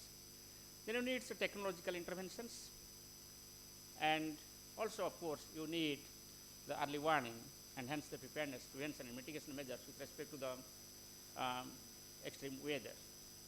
The sustainable practices will certainly help if you go towards the resilient agriculture. Adopting the sustainable agricultural practices will certainly help. For this purpose, there is a need for the public-private partnership, the universities, academies, radios, R&D institutes who can work together with the farmers. And in this regard, the OUAT is the best example where in this particular forum, the farmers are participating to understand the resilient agriculture. Now, if you go to ecosystem, yes, integrating the environmental sustainability is essential for food security and to support the ecosystems. Next, please. So if you just see what has happened actually, you will find that yes, there is rising temperature, there is increasing extreme weather events, sea level is rising, and change in precipitation patterns across the globe. Especially the tropical countries, you will find that the intense events because of the change in rainfall pattern, as Professor Raul was talking about in his speech, that light rainfall frequency is decreasing, but heavy rainfall frequency is increasing. So as a result, it is found that there is reduced crop yields, there is increased pest infections, and droughts, floods, etc. are more visible in this case. And of course, you have got the coastal salinations because of the increased sea level rise, and also because of the increased storm surge. In the presence of this climate change, the probability of storm surge has increased by 10 to 15%. Now, if you look at the water stress, irrigation, etc., yes, even if we say that because of rising temperature, there is 7% increase in humidity, and hence there could be rise in rainfall amount, but still then, if you calculate finally the yield, it is found that yield will decrease because of the rising temperature, even if your photosynthesis will increase because of the temperature rise. So then, the rising temperature also it is not so systematic, it becomes erratic, and the erratic weather patterns are also there, and sea level rise is direct impact to the crop yields, livestock productivity, and food security, etc. So these changes disrupt the agricultural practices, leading to the food shortages, price vulnerability, and the increased vulnerability to hunger. So if you just look at the various programs is taken up in the Sendai framework, your climate action is the 13th one, which is taken up. And climate action is very much essential to deal with the impact of climate change, especially towards the food security. Next, please. Now, if you look at the climate change impact on agriculture, especially, you will find that global food security is threatened because of that. There is a report by World Meteorological Organization in 2021 where it is found that water-related disasters took lives of 115 people daily, every day, and causing US dollar of 202 million losses daily because of this disasters increase. The number of recorded disasters increased by about 5 factors. That means it was earlier 1, now it is occurring 5. But number of loss of lives has reduced by 3 factors. That means earlier if it was 3 people dying due to cyclones or any disaster, now it is 1 people dying due to that system. So it has been possible because of the better understanding, better predictions, and better early warning, which has helped to minimize the loss of lives. But loss of property, if you just look at, it is still huge, and that will go increasing if we do not take any sustainable approach towards resilience. Next, please. So if you have the projection, as we all say now, that we predicted that by 2100 it will be, say, 1.5 degrees Celsius or 2 degrees Celsius, but now it is imminent that during next 2 to 3 decades we may have the rise by 1.5 degrees Celsius. So if there is a rise in 2 degrees Celsius, it is found there could be 6% Indian wheat yield which will decrease, and 17 to 18% in tropical areas which will decrease. So for a rise, a 2 degrees Celsius rise in temperature can reduce the yield by 10 to 16%, and 4 degree rise will lead to 21 to 30% reduction. So sensitive to monsoon, as all of us know, the 19% rainfall deficit in 2012 reduced Indian GDP by 3%. So you can just imagine if there is a flood and drought, how much is at stake in a country like India. Next, please. So climate and agriculture, little further, if you just look at, you will find that there is FAO reported in 2019 that 26.8% of total populations are associated with agriculture, forestry, fishing, etc. So simply agriculture, if you just consider 4.2% world GDP, it was being contributed in 2018. So like that, if you just look at, there is a huge stake due to the vulnerability and threat by the impact of the climate change on agriculture. Now there are various projections that how the irrigated rice yield will decrease by 7% by 2050 and by 10% by 2080. Just imagine a state like Odisha, which is a rice producing state, and people eat rice mainly. So what will happen if it gets realized because of the impact of the climate change? Similarly, wheat yield, if you just look at it, is expected that it will reduce by 6 to 25% by 2100. Maize yield also to 18 to 23%, and chickpeas, actually many people also utilize that. So that is expected to increase by 23 to 54%. So there are various types of impacts of climate change. The study is not very exhaustive, and institutes like OUAT are contributing a lot. And I am sure that in future also all the agriculture experts, along with the meteorologists, will work together, along with various private partners and public partners, to understand better the impact of climate change on agriculture and food security, and remedial measures can be taken off for adaptation and mitigation. Next, please. So if we just look at the climate smart agriculture, the answer to the problem what we discussed so far. So you can have the processed agriculture practices, then water management practices, the energy resources, etc. But as we belong to the community, that is agriculture and meteorology, we find that climate smart agriculture is the reply to this threat. Next, please. So towards the direction, what as a meteorologist, what we can do, as an agrometeorologist, what we can do actually, we can assume that there is some kind of organization, there is some kind of institutional mechanism to support the farmers.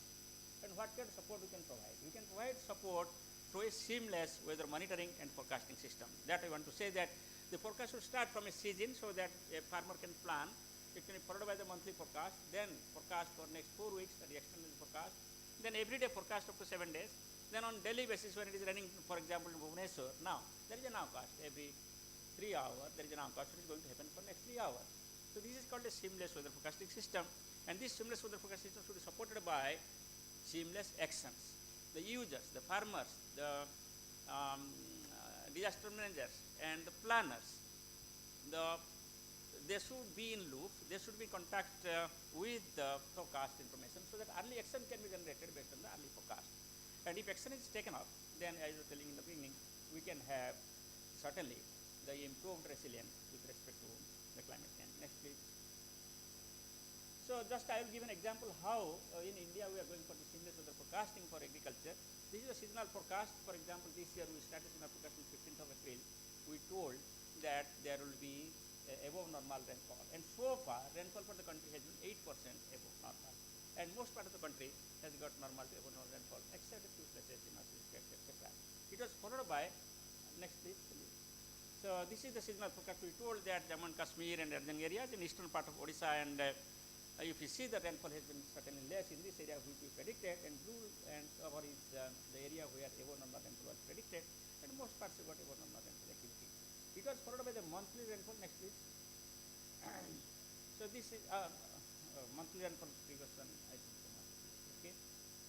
Now monthly rainfall. Then we came up with the extended range forecast. That is every week we gave a forecast for next 4 weeks, indicating what will be the rainfall, what will be the dry spell, wet spell, what will be the impact. And this extended forecast, with the help of the FIDA, with the help of various universities, academia, is taken into, factored in, while providing forecast every Tuesday and Friday, telling the people, telling the farmers that whether expecting the wet spells or dry spell, what will the impact in various stages of the crop, and this information is being generated only by the agriculture experts, not by IMD. IMD provides only with the forecast. Next, please. Yeah, this is fine. Next. So this is on day-to-day basis what we do. Actually, we take observations from all sources, and these observations are integrated with a digital platform where we analyze to find out the current status. Then all these data are fed into a computing system, very high performance computing system. Then models are run, forecast is generated. Then decision support system is there to compare, and analyze all the forecast and observations. And finally, the forecast for the public and agriculture, etc., generated and provided through various means. Next. So this is the forecast accuracy at present. Up to 5 days, there is a good forecast accuracy. Forecast is provided, then warning is provided, utilizing different global models, regional models, and of course the nowcast models for next few hours.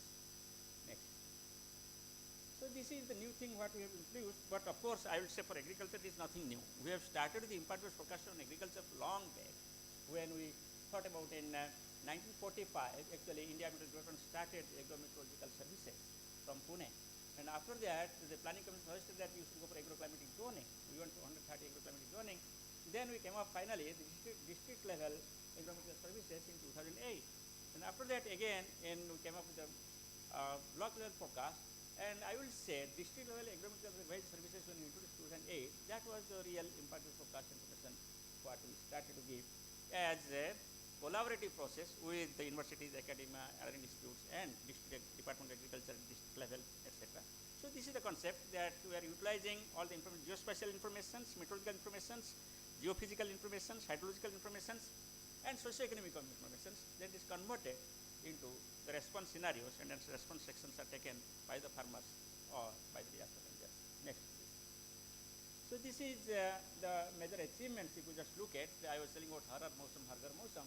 You can click anywhere, you can find out a forecast across the country, and also Bay of Bengal and Arabian Sea for next 7 days. Also, you can find out your agriculture information if you go to your panchayat, if you go to block, if you go to the districts, etc. And this we call as Mosam Gram, where if you click your panchayat name, if you give, or your block name if you give, district name if you give, or otherwise if you do not know anything, just click in a approximate area, you will get your forecast. And your local, wherever you are, you will also get a forecast. Next, please. So this is the major threat to the farmers in the floods. So therefore, there is a very good mechanism for the flood forecasting. We have got the environmental warning and flood forecast by the Central Commission and Irrigation Department of the concerned state. And both work together. And at present, there is another combination, that is the Minister of Home Affairs, the NDRF, National Disaster Response Force, is working with IMD and MHA. Every day meet over phone and VC and decide what action should be taken if there is the expectation of flood over a river catchment. Next, please. So this is the fast for guidance. It also helps to the farmers, because if I expect that during the next 3 hours or 6 hours there will be fast flood, then application of fertilizers, etc. can be taken into consideration, or irrigation taken into consideration. It is being provided for each watershed, and size of watershed is 1 kilometer by 1 kilometer. This is just an example I just put up for the Assam state. Next, please. So this is the major achievement. If you just look at past 1 decade, there has been 40 to 50% improvement in the forecast accuracy of most of the severe weather events. But still, we stand at 80%. If I say that there will be heavy rainfall, my forecast accuracy is 80%, 24 hours ahead. There are still 20% left out, which needs to be gapped. That is the gap area where you have to achieve. Next, please. So this is the thunderstorms, which is killing people. A study found that mainly people are dying in the month of July and August in India. And when we found out who are those people, I found that farmers. The farmers are the worst sufferers because of the lightning and thunderstorms. So we started lightning warning. At present, lightning warning provided, Damini mobile app has been launched. So I request all farmers to popularize it and utilize it and get the benefit of to save lives and properties. Because the farmers are the worst sufferers, because they are exposed. In the month of July and August, they are in the field.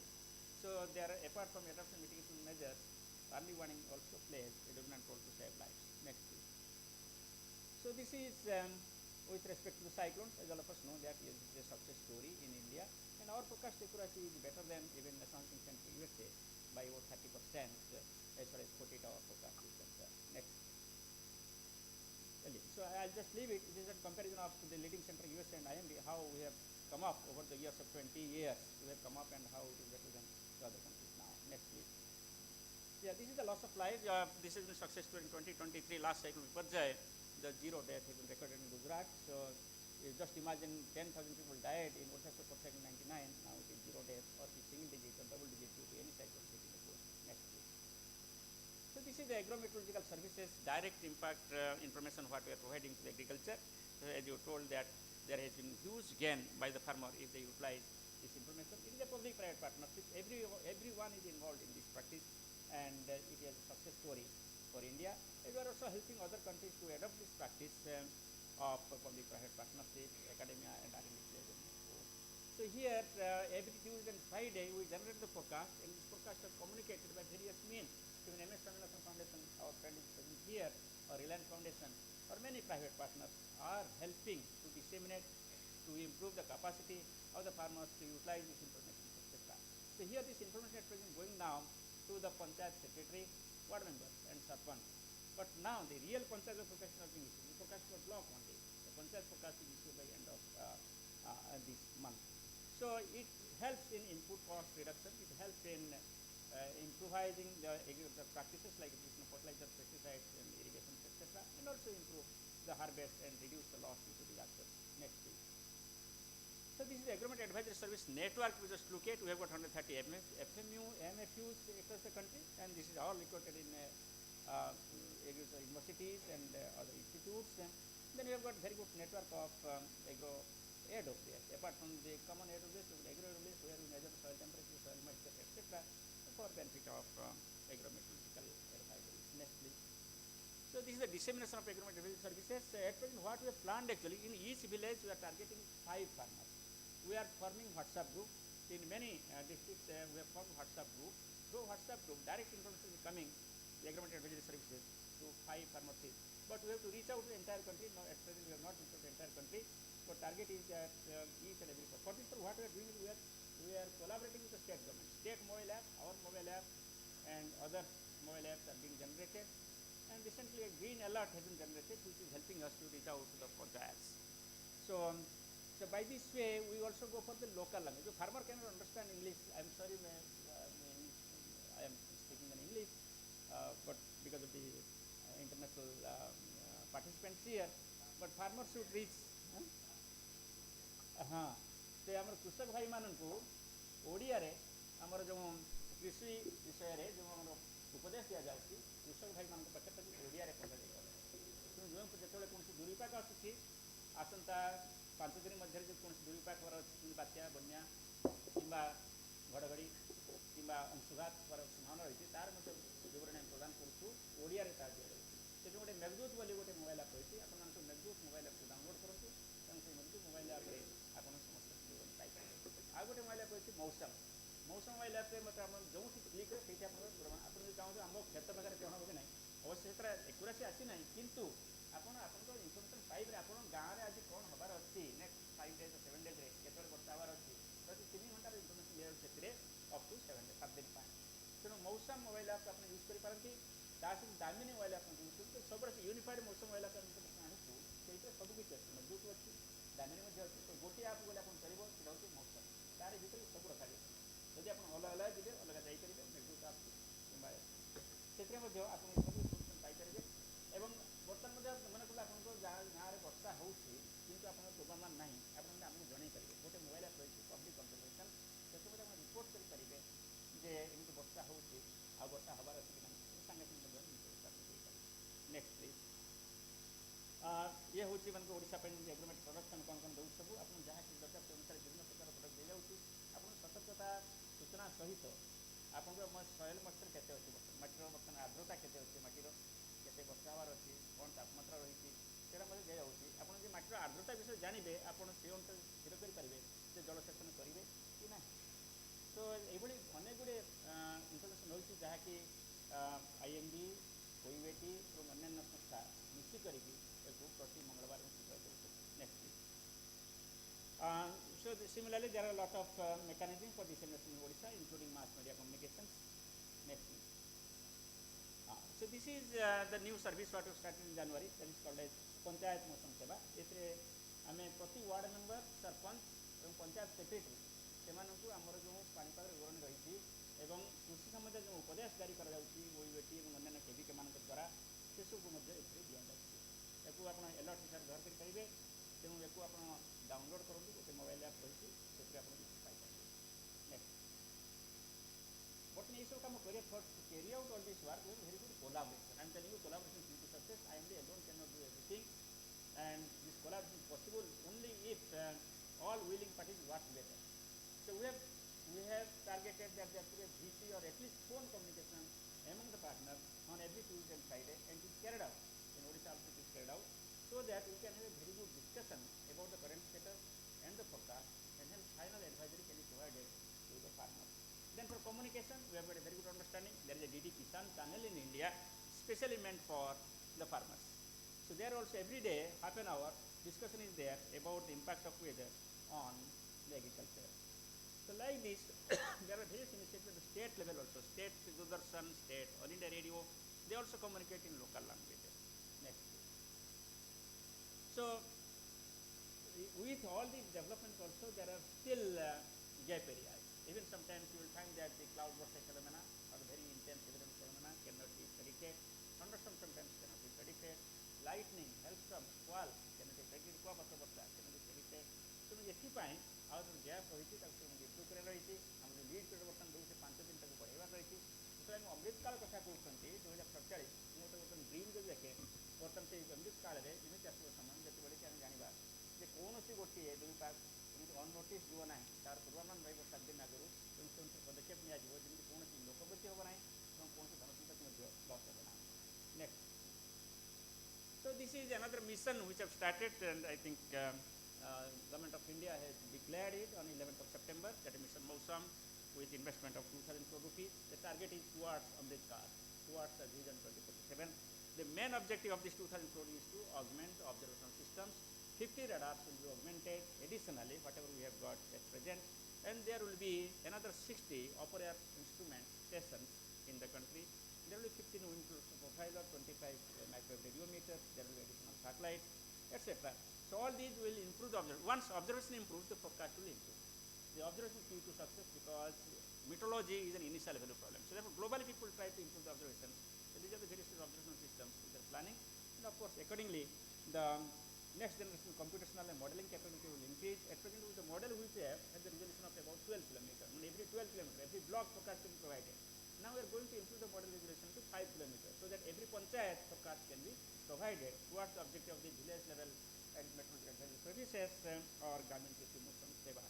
Then of course high resolution GSS hazard impact and modeling systems will be carried out for impact based forecast and risk based warning to each villager and each household. So thank you very much.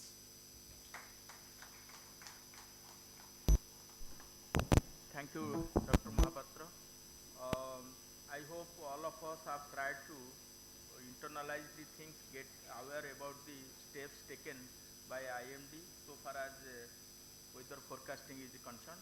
If required, we will try to take a couple of questions towards last. Thank you, sir. After listening to the cyclone man, now perhaps the turn for rice man. He is none other than Dr. A.K. Naik, a soil scientist of repute and presently the director of NRRI quarters. I request Dr. Naik to deliver.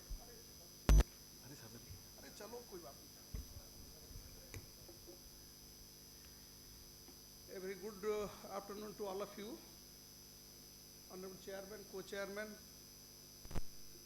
and other eminent speakers on the dais, and the dignitaries of the dais. So I will be speaking on the topic enhancing resilience of rice-based cropping system for empowering small and marginal farmers. I think the project which was implemented with collaboration with Nibio, the title matches with the mostly the project title. And in this presentation I will be covering how rice is important for this country, and at the resource endowment level which we are having in India, how the resilience of rice wheat cropping system at what stage we are having. And the third thing is, in the context of small and marginal farmer, which constitute more than 93% in Odisha, and India it's more than 85%. So the dimension of resilience, how it is affected by the small and marginal farmer. Then I will give an example, a case study, that at village level, so if a resilience project protocol is implemented, what kind of evidence we have generated, whether under the dimension of enhancing the resilience, how it is. At national level also, so how far we have proceeded ensuring the resilience of small and marginal farmer. That will be the coverage. Next slide, please. So we know India, the backbone of our food security is rice and wheat crop. They are mostly the backbone. Currently 130 million tons of rice we are producing, and we are exporting 20 million tons of rice. And if you see the resource base, the land and fresh water, it is barely 4% of your fresh water And if you see the kind of rainfall variations that previous presentation we have seen, with this we have achieved this level, and this level of resources that pose a serious threat to the resilience of rice-based system in this country. Next. So then the resilience is further affected by the kind of distribution of the farm size.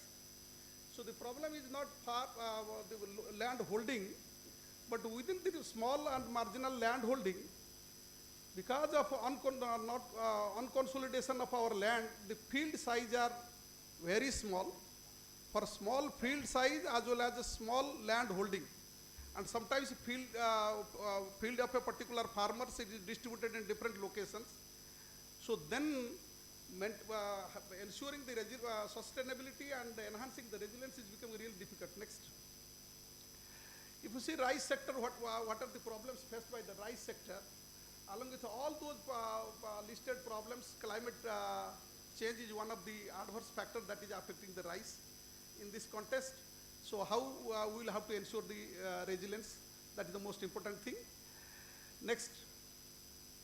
So if you will see, earlier we have seen the climate change is affecting our natural resource base, affecting the productivity, affecting the farmers' livelihood.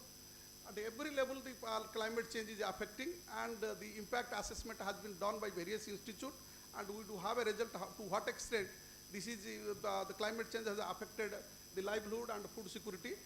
And there are also projections in future what will be the if 1.5 degree global average temperature increases, what will be the declining in the production and productivity. Next. So if you will see, these are the extreme events that has already been presented.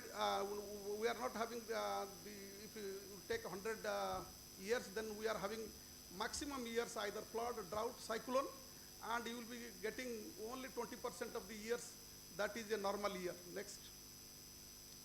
So if you will see the state-wise, the variability of the occurrence of extreme events, it varies from one state to another state. Within state also, it varies from one district to another district. Even within the block also, it varies from one village to another village. That is the kind of a variability with respect to the extreme events, be it rainfall, be it drought. So managing this variability is the most important aspect. Next. And these variability of these resources are further constrained by presence of our salt affected soil, drought affected soil, and your salinity affected soils. These soils are most affected by the climate change. The normal soils are little bit having resilience to the extreme events, but the problem soils, the problematic lands, they are affected to the various extent by the climate change. Next. Then question comes, sector-wise impact that has already been presented. I will not be making presentation. My previous panelist has already presented how the climate change has made a sector-wise impact. Next. So then next.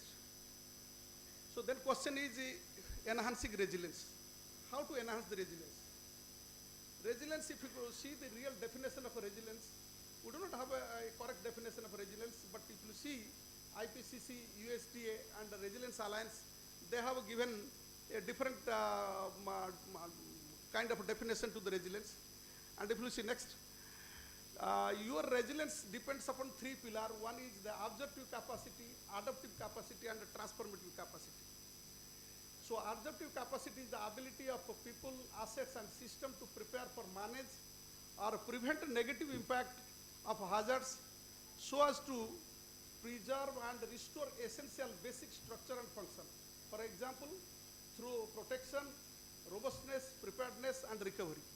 That is the absorptive capacity. If we will enhance the absorptive capacity of a system, then we will be able to enhance the resilience. Similarly, adaptive capacity, it is the ability of a people, assets, system to adjust, to modify, and change the characteristics and action to moderate the potential future impact of the climate change. Similarly, transformative capacity, if you are changing from one system to altogether a different kind of system, that is a transformative capacity, and these are the pillars on which resilience of a system relies. Next. And if you see, if you are in the physical capital, and if you are taking improving your physical capital, you are increasing the robustness, and finally the absorptive capacity is enhanced. Similarly, if you are taking physical capital and as well human capital through training, capacity development, you are ensuring the protection, and finally your absorptive capacity is enhanced. Next.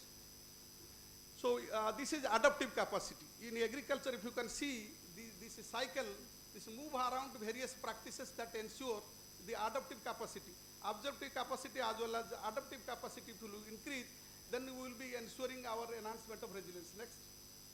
Similarly, you can see how the adaptive capacity, absorptive capacity, next, and the transformative capacity through increase your institutional capacity, your physical capacity, and your human capacity. If through that, if you increase all these things, you will be increasing the absorptive capacity, adaptive capacity, and transformative capacity, and finally, you will enhance the resilience of a system. So by next. So this is an example of World Bank study. If you add one thing, then you can see the resilience of a system is enhanced and the climate smartness of a system is enhanced. Next. So how will you implement the resilience protocol? The resilience protocol in the context of climate smart agriculture are designed to enhance the ability of agricultural system to withstand and recover from climate related stress and shock. So that's the way resilience protocol. How will you, next slide. So if you will see, next slide please. So these are the different protocols that can be implemented at a different scale. It could be crop diversification, integrated farming, and genetic diversity with respect to crop and variety. Next. Please, next. So this is the technological innovation. Resilient crop variety, climate smart technology, renewable energy. Next. The sustainable land management system, conservation agriculture, agroforestry, then terracing and contour farming. Through these sustainable land management practices also you can enhance the resilience of the system. Next. The climate information and early warning system. I think previous lecture, most of the things were deliberated, how we can enhance the resilience of a system. Next. The capacity building, knowledge sharing, this is one of the important thing because the stakeholder with whom we are working, unless you ensure the capacity building through training, extension service, and community-based organization, we cannot enhance the resilience. Next. Next. So I will be here presenting one case study at a village level. If these resilient protocols are implemented by following the standard practices, how the resilience was improved through the monitoring and evaluation. We have seen what is the baseline resilience and how the resilience was improved over the year when these resilience protocols were implemented. Next. So you can see this is a vulnerability map of a block, and you see within the block that there are villages. The villages are having different kind of vulnerability. You can see that there are sensitivity, adaptive capacity, if it is taken into consideration, overall agricultural vulnerability map was prepared. You can see within a block also, there are villages which are highly vulnerable to the adverse impact of climate change, and there are some villages which are less vulnerable to climate change. So these informations are required for implementation of the resilience protocol. Next. So we have identified a village, and these are the interventions. Those interventions are implemented. Diversified cropping system, including crop rotations. Next. Then second, the adopted improved water management technology. Next. Then adopted improved land management technology. Next. Then adopted improved nutrient management practices. There are these technology have been at a various level, that are those technology has been developed by universities, research institute. But if it will be contextualized, a location specific recommendations, then these things have technology has to be identified, and this has to be leveraged in a particular area while implementing the resilience protocol. Next. So adoption through digital agriculture, so bypassing the conventional extension system, despite whatever the extension system we are having, which is barely inadequate for the kind of country and the diversity which we are having. So leveraging these digital tools, which in the inaugural section a lot was talked about these digital tools, and the Government of India and ICR is taking step to bringing all these digital tools a single platform, digital architecture framework they are making. So through this digital, so in the intervened village, we have introduced these digital tools in order to see that how it is enhancing the resilience. Next. And again, training capacity development, because previous slides I told that what are the protocols of resilience. Those protocols, standard protocols were implemented. Next. So the next question is, if you have implemented, how we are monitoring and evaluating our implementation successfulness. Next. So we can see the whatever the interventions we have made, what is its impact in the extreme right hand side. You can see what is its impact over the baseline value. Next. And you see any resilience protocol is having adaptation and increasing the productivity, yield and income. Besides that, the resilience protocol must ensure there is some degree of mitigation. And the interventions which have been made, you can see in rice-based system, to the tune of 1 ton carbon per hectare, we can get the carbon credit and reduce the GHG emissions, and these implementations are having evidence of towards that effect. Next. So this is the different cropping system: rice, sunflower, rice, mustard. If you take these things, then what are the cumulative global warming potential? And you can see up to 1 ton, more than 1 ton carbon dioxide we can extract from atmosphere and store it. That is the mitigation potential. Next. So these are the different impacts. Next. So finally, this is the diversity index. Once the project was implemented, you can see how diversified the village is. Next. And these are the impact of resilience. Not only impact is on the productivity, reducing GHG emission, helping them adopting the climate smart agriculture, increasing their income. These are the different level of income this project has achieved. Next. So if you can see what is the degree of the climate smartness and the resilience is there. The climate smartness of individual intervention was monitored and evaluated, and you can see there is wide variations in the degree of your climate smartness from one technology to another technology. Next.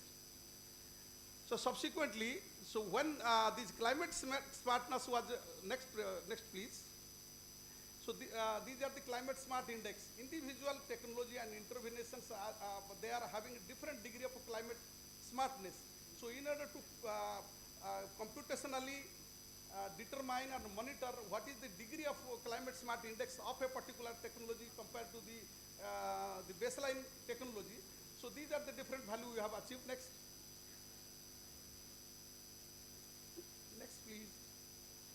So you can see the extreme left hand side, that is the baseline value with respect to the resilience index, and you see the two villages, they are having a different degree of resilience.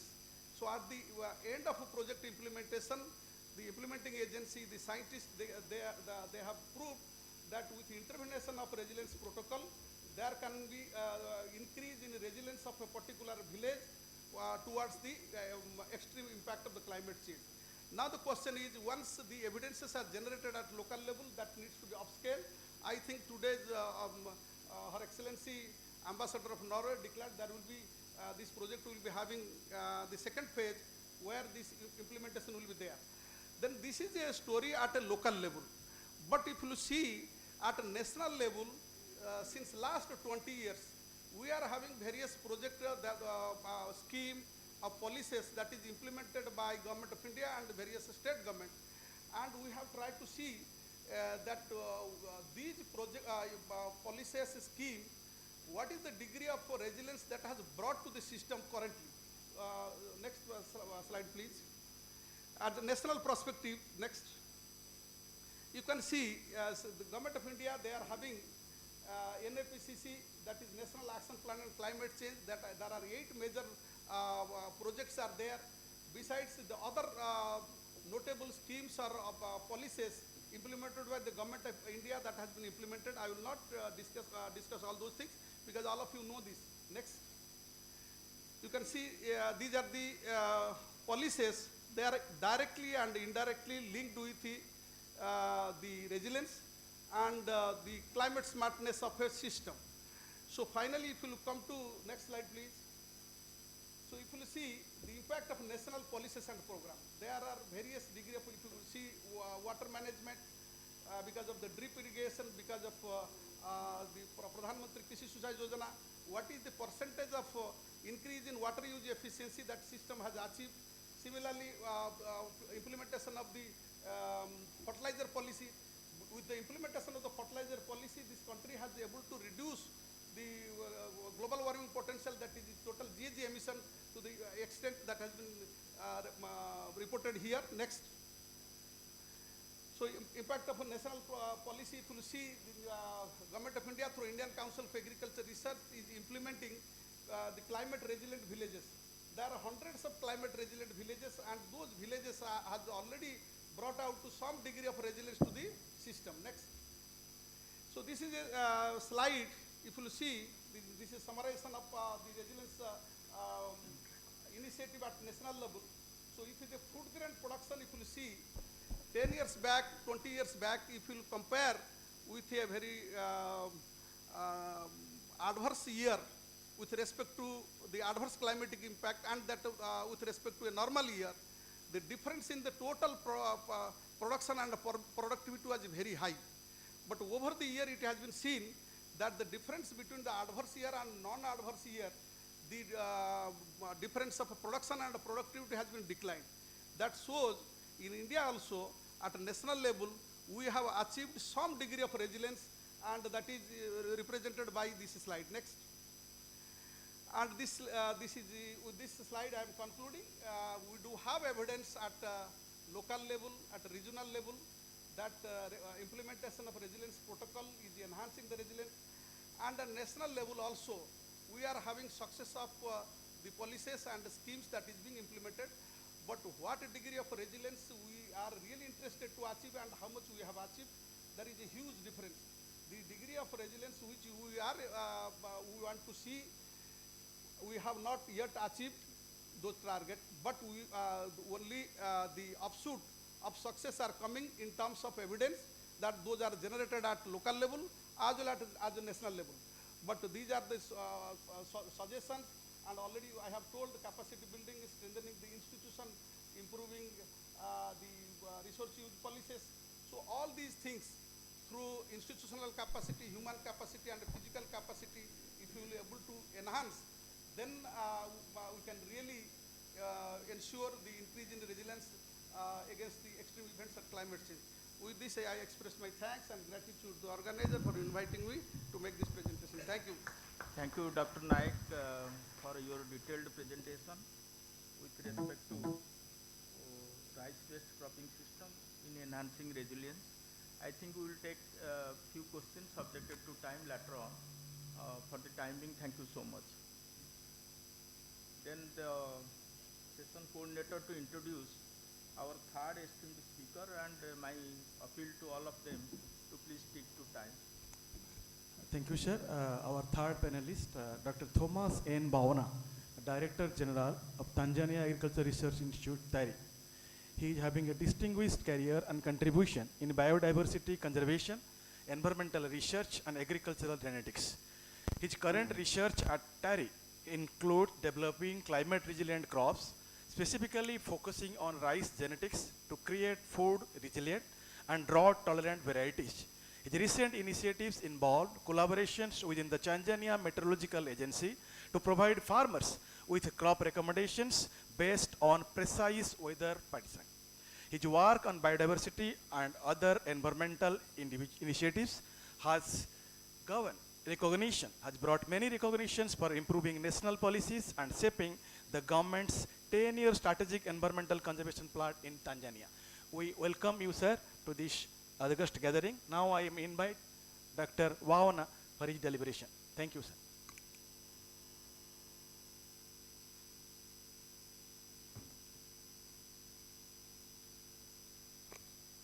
Good morning, everybody. Because I'm not sure if I'll get time to provide my thank at the end of my presentation, so let me take this opportunity to give my sincere thanks to the government of India, the government of Odisha province, but very specifically to the Vice Chancellor for inviting us here, but again to Nibio for also making this occasion possible. Now my presentation, I know you guys are very much used to PhD defenses where you got some statistics and whatever, but today I will just come with very, very simple message to you guys. Next.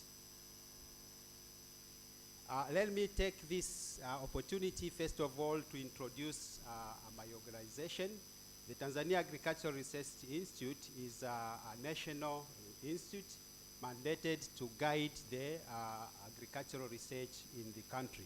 So we are doing coordination, but again, we are undertaking the research itself. But the most important thing that I wanted to share with you guys is what we are striving to do. Our mission and everything that we do, we want to do in Tanzania is to make sure that we generate knowledge from research, but this knowledge should be transformed into technology, the technology which will go to people and make sure that their lives are changing. Where you find that our technology creates jobs, but again, it brings wealth to the pocket of the people. So this message should be strengthened by asking everybody of us. We are doing a lot of research. Some of us are professors, some of us are PhD holders, some of us we have started our career in doing some research here and there in the academics. But the question is, how much of your work, how much of the knowledge that you generated in the university, in the research institution, has gone to people's pockets?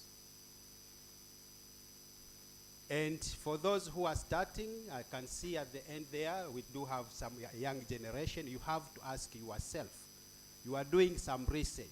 Has that research gone to the people's pockets?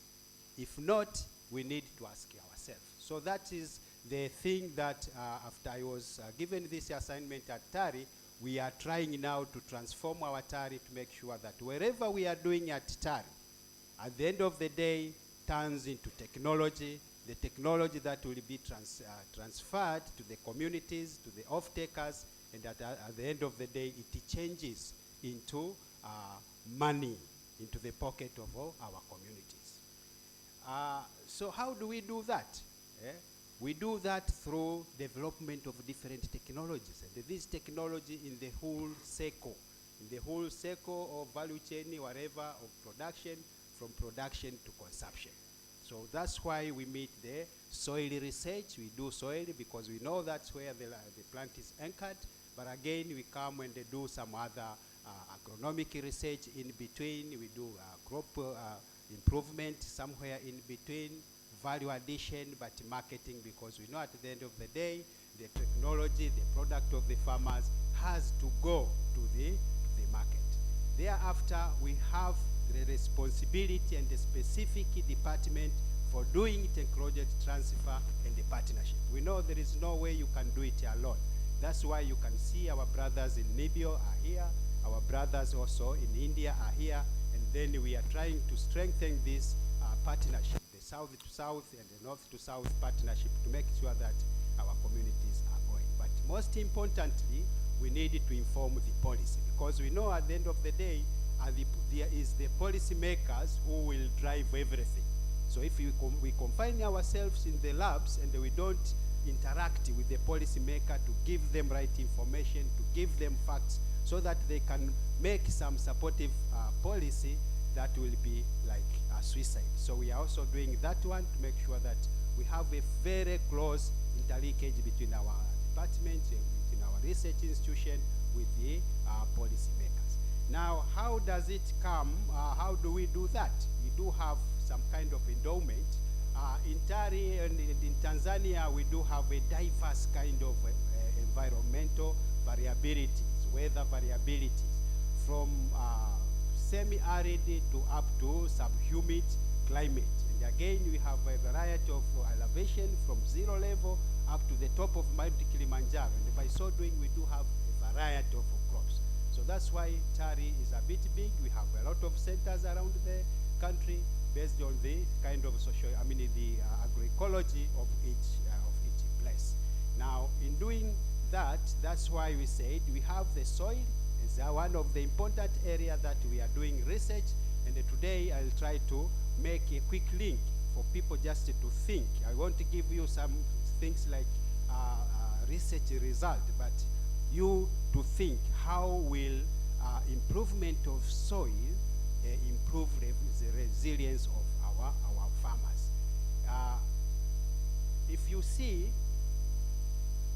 like the issue of egg and chicken, for me, I think the life of the plant starts from the soil.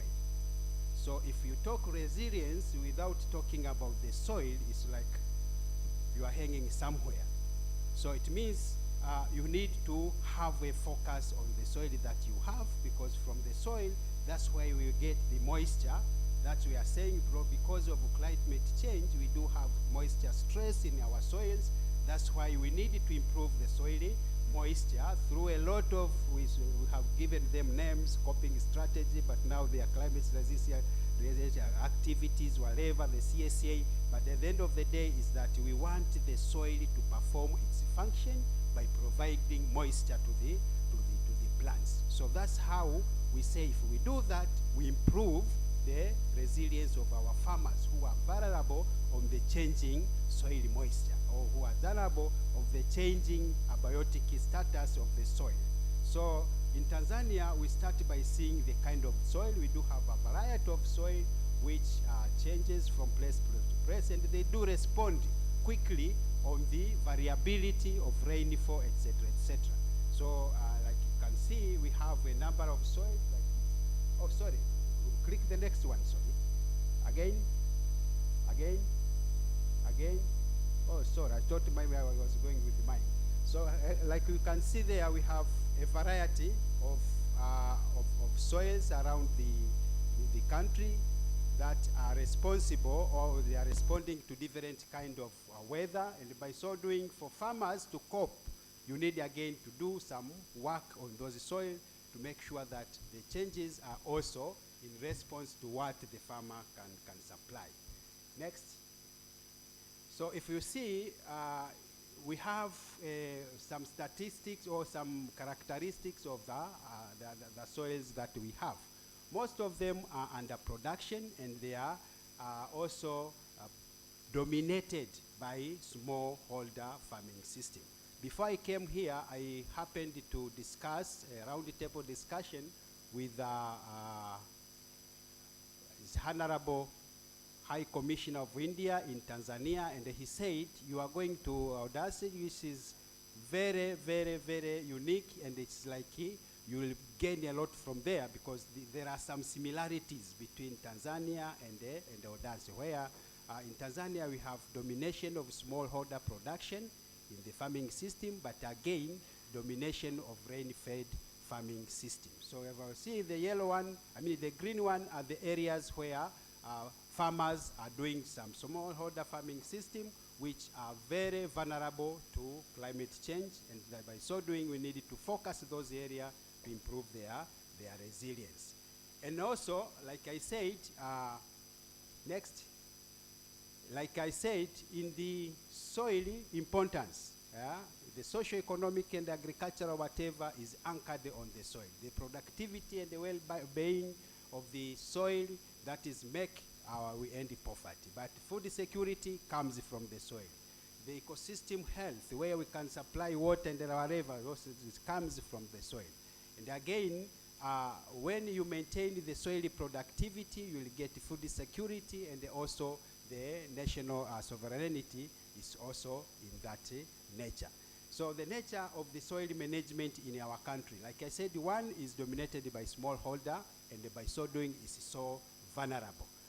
Why is it that much vulnerable? Because there are a continuation of degradation due to climate change and some other factors. You find that soils are so much affected by soil erosion, but like I will show you in the next slide, you find that because of the changing rain, the amount of rain, a lot of rain in a very short time, you find that, okay, farmers now are vulnerable to soil erosion, but also soil acidification. That is something also we are focusing on trying to reduce. But the nutrient imbalance.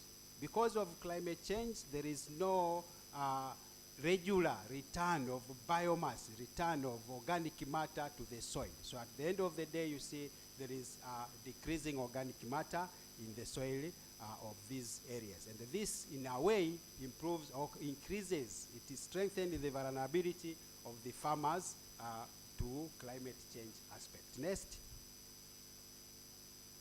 Yeah, so one of the things, again, in the nature of the soil, they do have stresses in fertility in terms of the major nutrients, like you can see there, N, P, K, and also some micronutrients. This map tries to show how the organic matter, next please, yeah, how the organic matter dynamics is in the soils of Tanzania.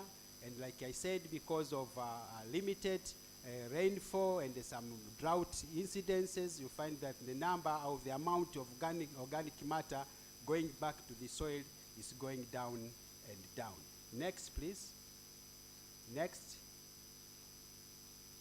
Next slide, please. Yes. So I tried to show you how some of the status of soil erosion in the country, which also increases the vulnerability of the farmers who lose their crop, but again, they lose their land for grazing and also for farming. So like we researchers, we need to respond directly to those ones, to make sure that we create technologies which at the end of the day will be the game changer for the people who are doing some business, some life in those landscape.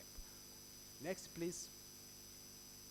There is the soil constrained by soil salinity and acidity, because now if you find we have nowadays an increasing amount of expansion of soil which are affected by salinity, and the most specific in area which are dry, the amount of drought period has increased. Now it contributes to those ones. So it means we also need to work on the soil salinity to make sure that, okay, if we reduce that one with the changing climate, farmers can continue doing their business without being affected very much. Next, please. Here is some of the area. We always say that irrigation is one of the options for improving resilience, but it sometimes goes with some effect. Like here you can see those are irrigation schemes which are affected by the salt. So we also need to be very much keen to make sure that apart from increasing the irrigation, we need to research and find proper solution to avoid salinity in the irrigation system. So what have the government and the TARI and the nation done to try to solve those kind of challenges that I have mentioned, which reduces the resilience of farmers to climate change? Next, please. So we tried focusing on the soil since some times back to try to make map of fertilizer recommendation around the world, around the country, but also to try to see the nutrient mapping so that we can provide proper recommendation, and also for specific crops and for specific kind of farming system. Next, please. But also the government has some initiative in investment in manufacturing of fertilizers. We have made collaboration with some other countries, collaboration with some other institution to make sure that, okay, we can have fertilizer plants which will be supporting to get fertilizer quickly. But also we have improved some our soil health research in collaboration with some other countries, with some collaboration with some other partners. Like now we are making a very big rehabilitation of our soil lab and accreditation for that lab to make sure that it supports the farmer in doing their soil analysis and coming up with the precision kind of application of farming practices. But the government also have put a lot of input on extension services, recognizing that soil is where the life of the plant comes. We have provided the soil scanners to extension worker so that they can start or help the farmers right from the beginning. And also by supporting them with transportation, we know the rural settings, like I have shown there, need a bit of support from the government. Capacity building, we are trying to do that a lot, but also the government purposely have started the fertilizer subsidy program, where we see that farmers need to be supplied with fertilizers so that subsidies to build their capacity to apply the recommended kind of fertilizer. But we do have extension services. Next, please. Extension services where with farmers, like you can see, we are trying to put some agronomic practices, the land management practices, where we find that we improve the water availability in plants for improving. We have also some evidence of how these have worked. We find that there is some kind of improvement of use of fertilizer, but also even the productivity have improved in some areas. Next, please. Next. The next one. Yes, you can see those are some areas of evidence of productivity where we have improved through the intervention that we have done. Next, please. I said that collaboration is very important. Through collaboration with some other areas and some other people, we did some work, but still there are some gaps which need some cohesive work together. We need to make sure that, okay, we are working together to improve the capacity of the NARIs, because some of the NARIs were started some years back, and the capacity is going down and down. And in terms of staffing, as the days are going, some of our staff are retiring, and we need to replace them with these new staff. And how will we achieve that? The only way that we can achieve that is through the cooperation, like I said at the beginning, that we need the cooperation between South and the South, and then South and the North, like I said, because the South and South, we do have some like environment, and also you can leverage on those kind of resources. So the most important message again is that we have to strive to make sure that the technology that we are building is transformed into people's pocket. Thank you very much. Asanteni sana.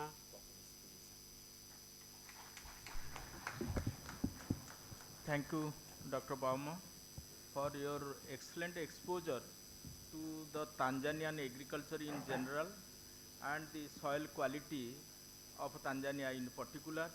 And soil moisture is an important factor, as we understand, and hopefully understanding of your presentation will help us in addressing the issues at our level. Thanks once again. Our next speaker needs no introduction. He is Dr. V.K. Singh. In the series, he is presently the Director of Central Research Institute for Dryland Agriculture, an agronomist by training. And if we say Dr. Mahapatra is a cyclone man, in the same series, perhaps the Director Kida is the drought and a dry spell man. So, oh, please, sir.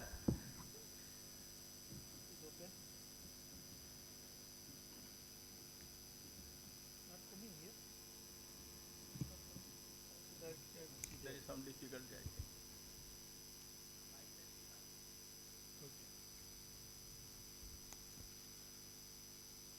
Honorable Chair, distinguished Speaker on dais, learned authorities, and international guests of the dais, on the dais, my scientific friends, students. My topic is mainly focused on the work which we are working in NICRA program, particularly for building a smallholder climate resilience for achieving sustainable food systems. Next. If you look globally, the climate change impacting all across the globe, and the mean surface temperature over the pre-industrial era, that is 1850, already we have reached more than that, 1.06 degrees centigrade. And by 2050, we will be reaching 1.5 degree. And we have committed in Paris Agreement that we should not go beyond that. So for that matter, in ICR, as the Government of India, as a whole agriculture system of India, we have different kind of work plan. I will be discussing what we are doing from ICR side or Ministry of Agriculture side from Government of India. Next. If you look some of the evidences, particularly in Indian agriculture, how it's going to impact the temperature, particularly minimum temperature is increasing. Our arid zones are expanding. The growing season are shortening, and rainfall variability is more, and number of rainy days and intense rain is more. That sort of extremes we are facing, and many areas are also flooded, and that has devastating situation. As of now, in this season, in this monsoon season, we are facing as of now. Next. So, seeing this different kind of climate extreme, we got analyzed whole country district-wise for a risk atlas. Risk is nothing; it's a culmination of vulnerability, exposure, and hazard. For integrating these things, whole country 650 districts, we got developed risk atlas, and we find that out of 650, 310 district belongs to very high and high category of risk. 109s are belonging very high, and 201s belonging to high category, which are more prone. Next.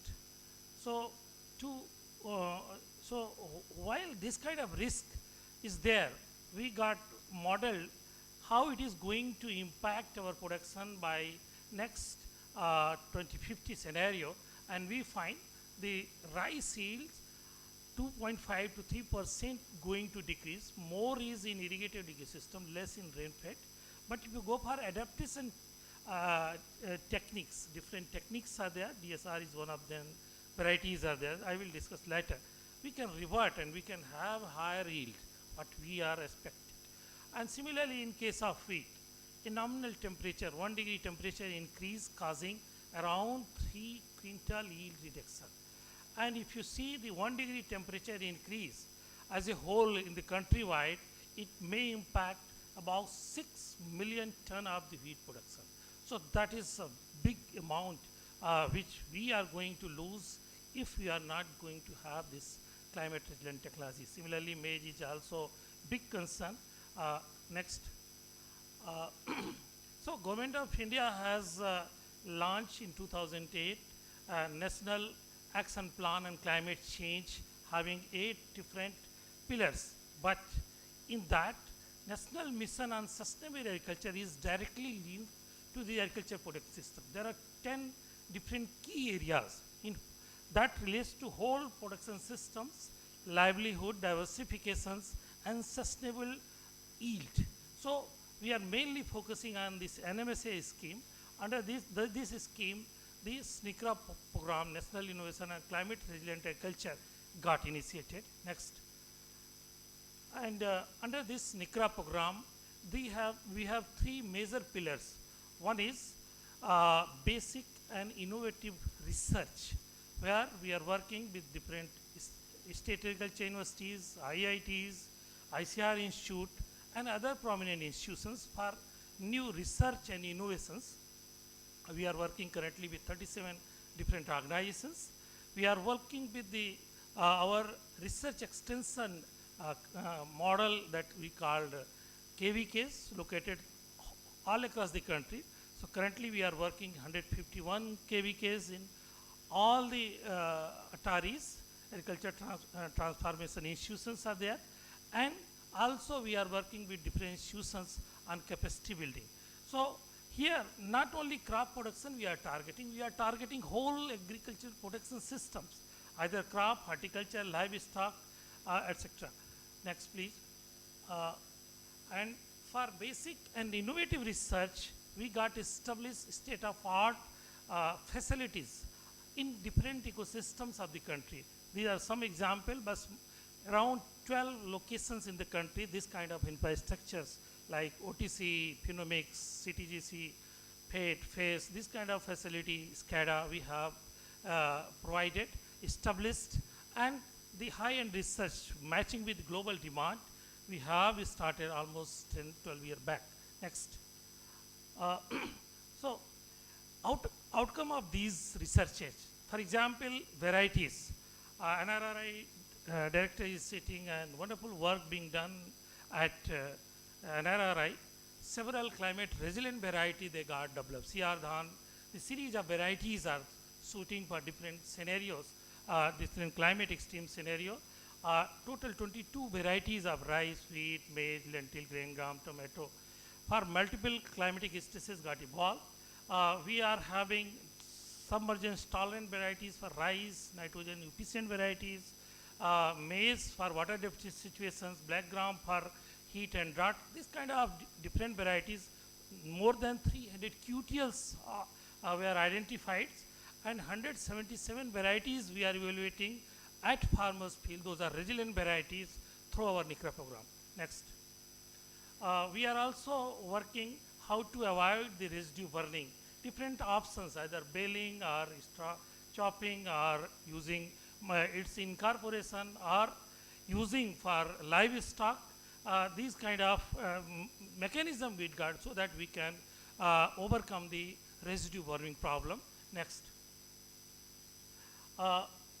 To handle the residue burning, which is more concentrated in Punjab, Haryana and Western UP, though it is all across the country now, we have developed a real-time mechanism using 7 satellites, and real-time mechanism we see where this burning is happening and what kind of interventions is needed. Accordingly, we have targeted and implemented the program so that residue burning can be avoided. Next. The pest dynamics, because of climate change, the different kind of pest dynamics being seen. So what kind of changes occurring, pest surveillance and the implementation, that tools we got developed. It's outbreak with the climate variability, and we got developed the mobile apps which helps for the prediction and for the predicting the zones and suggesting the right approach to tackle the pest dynamics with the climate change. Next, we got developed some videos. Horticulture is most affected. We are mostly focusing on cereal crops, but we saw the crops like mango, the fruiting, flowering, those are affected. We did some work how it can be regularized, particularly tomato we saw, it's affected with the flood, moisture stress condition, how it can be addressed, the heat wave, even now we are working on that line, the climate analogs for different spices. The areas we identify, the similar kind of spices can be grown in other areas, and that is suiting it. Sometimes the changing climate is going to help, so that climate analogs we are going to take into the consideration, and estimation of carbon sequestration with the perennial tree like mango and others we are doing.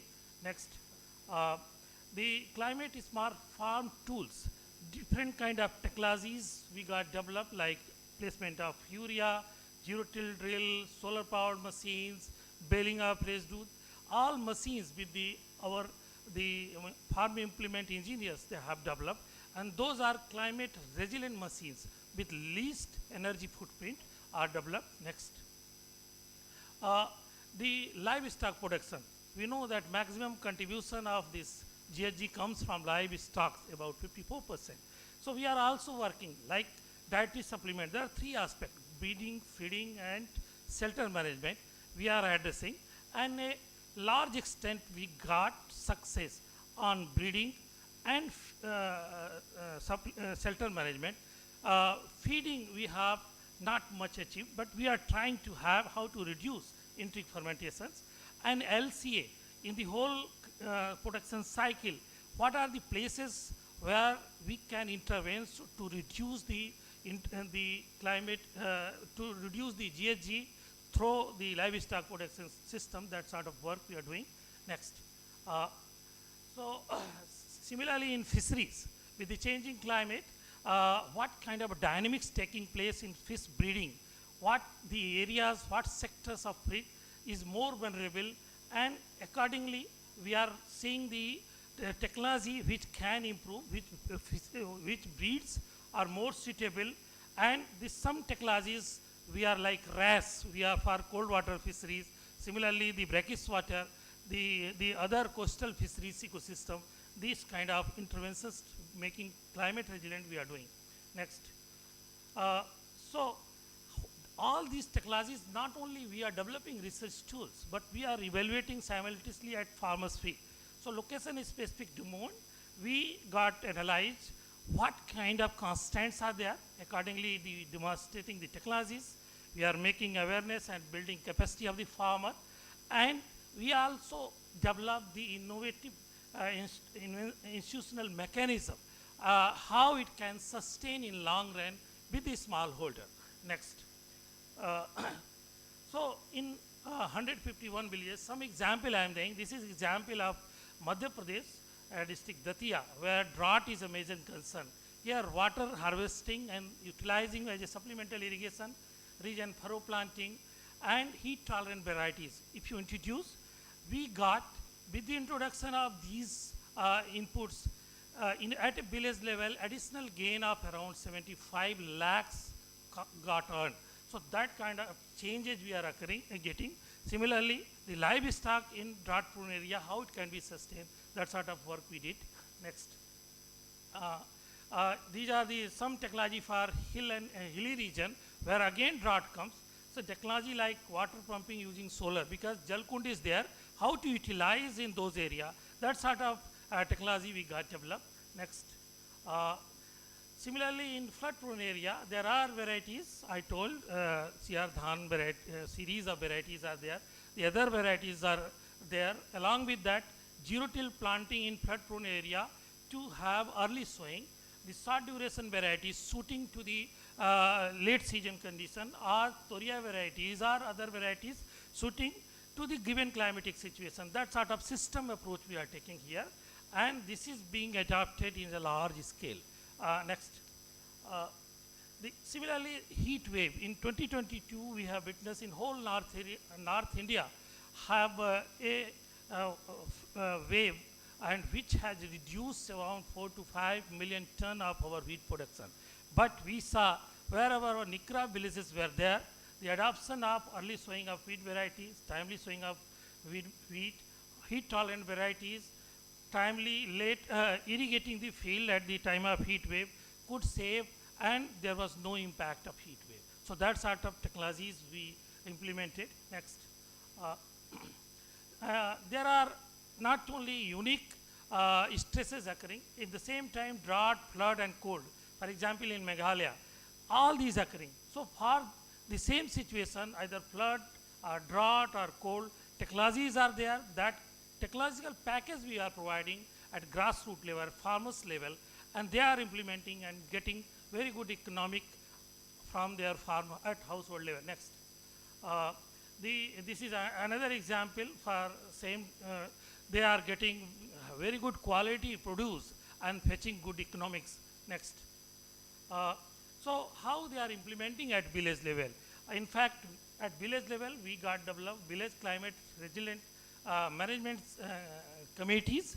They operate, 10 members are there in a village, and they operate custom hiring sensor. We provide some basic climate resilient tools. They operate in village.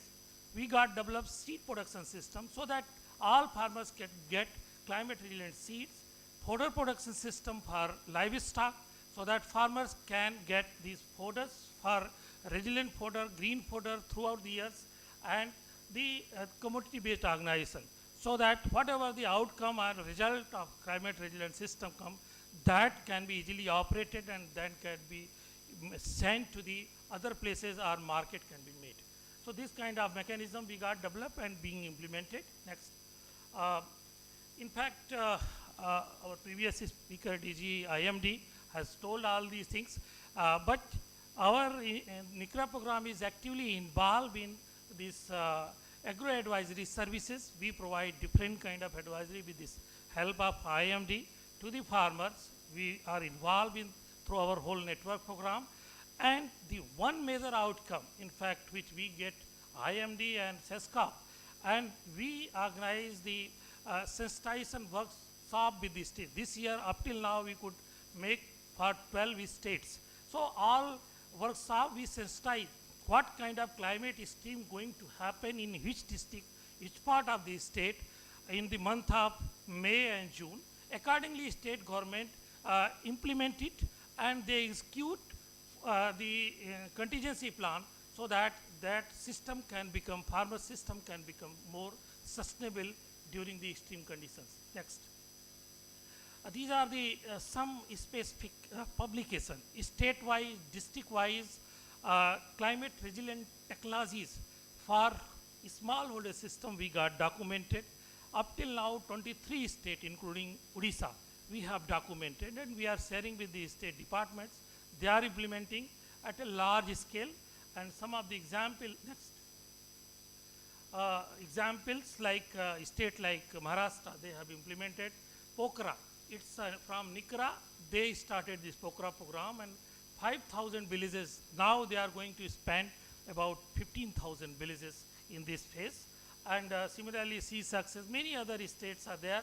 They have in Bihar, climate resilient agriculture. That is again precursor from our NICRA program, technology demonstration at farmers field level. And also many other agencies are utilizing the expertise and the result we got. Next please. We also not confined in India. We are providing whatever the information available to other countries. Recently we organized G20, where climate resilient agriculture program, how it can be helpful to other countries got discussed. Next.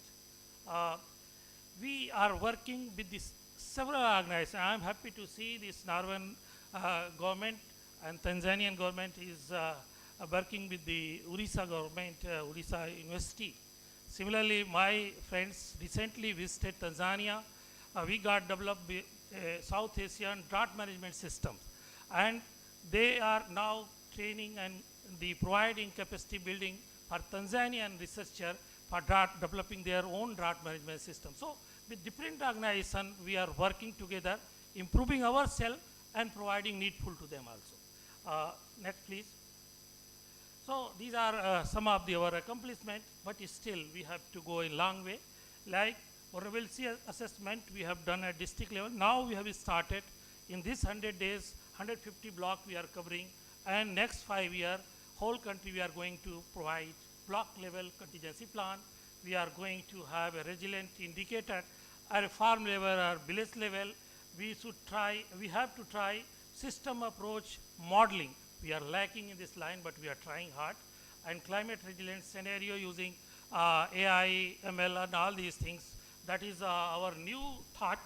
And we are working this upscaling of climate resilient technologies in new mode, from typology mode, so that suiting to the smallholder and it can become more usable to the real farming situation of the country. So thank you very much. Namaskar.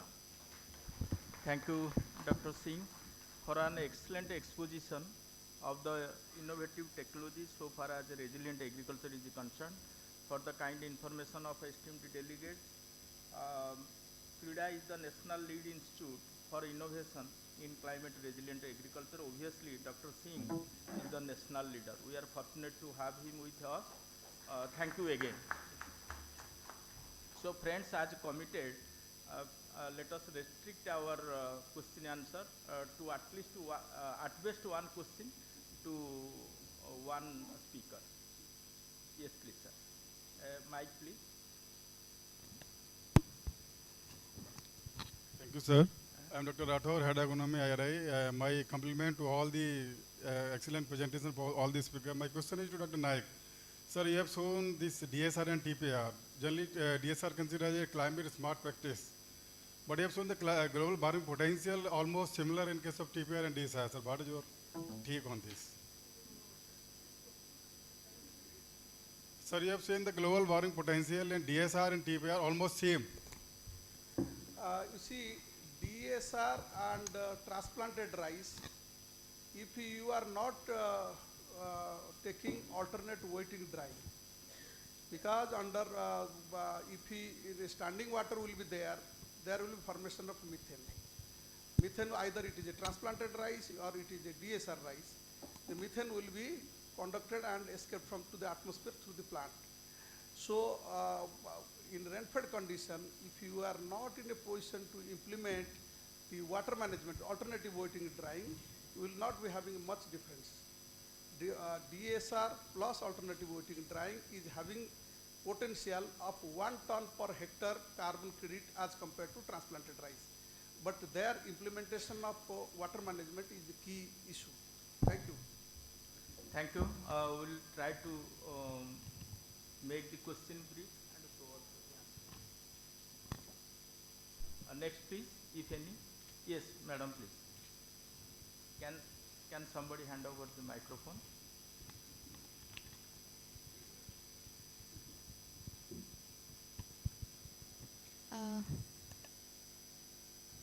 Myself, Dr. Parinda from Assam Agriculture University, and my question is for Nayak sir.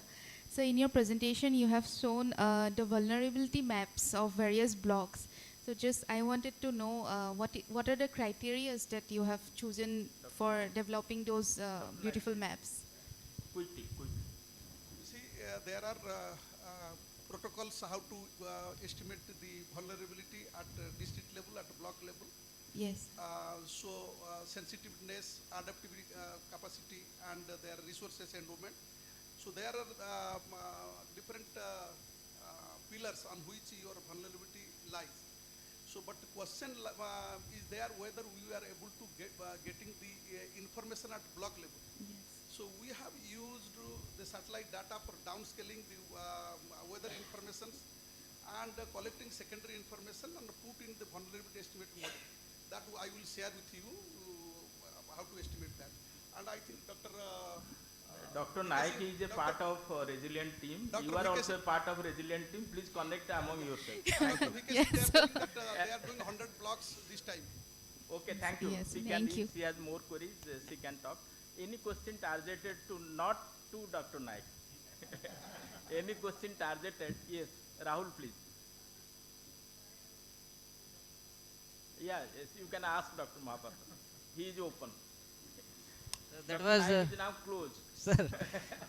Sir, actually it was an academic treat to listen to Dr. Mahapatra. So I have just I want to listen to your insight about household weather forecasting you have discussed.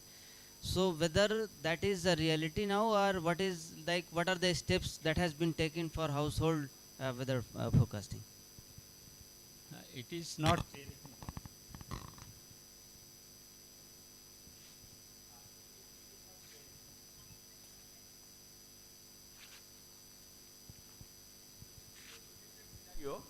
Hopefully time will take care of it, but it is a vision.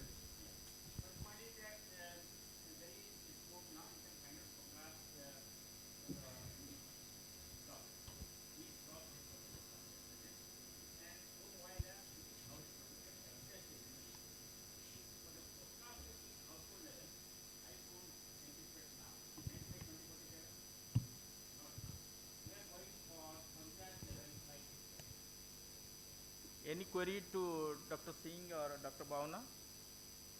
Or else, thank you so much for your patient hearing. Now it is over to my co-chair. Let him conclude. Thank you very much. I'll not take much time because we are already delayed. But I have just written down a couple of key messages from all the presentations. I think very informative, very experienced presenters occupying key positions in their respective institutions. all the presenters talked about the impact of climate change and the extremities on smallholders. They all talked about building resilience of smallholders. I think resilience has been one of the key words today in the morning as well as in all these 4 talks.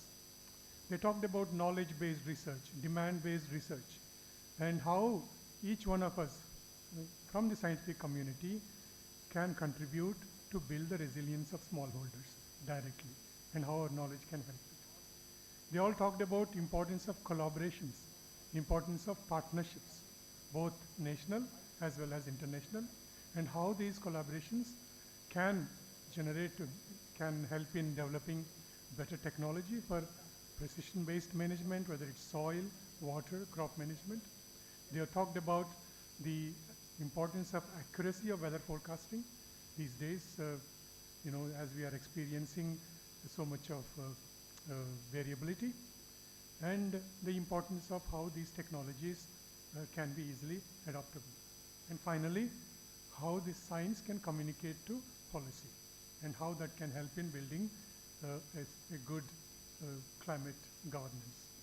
I think that was the main message or the main story today. And thank you very much. And I think all of us are hungry now. We need to go and... I have 3 things to say within a minute. Thanks to the speakers and also the listeners. Number 2, the coordinator to please announce the plan for the breakaway session. That is more important, as briefly as possible. And also plan to avail the bus and reach the food court and come back to the appropriate venue. Thank you. Thank you, sir. On behalf of the organizing committee, I thank chair and co-chair and all the panel speakers.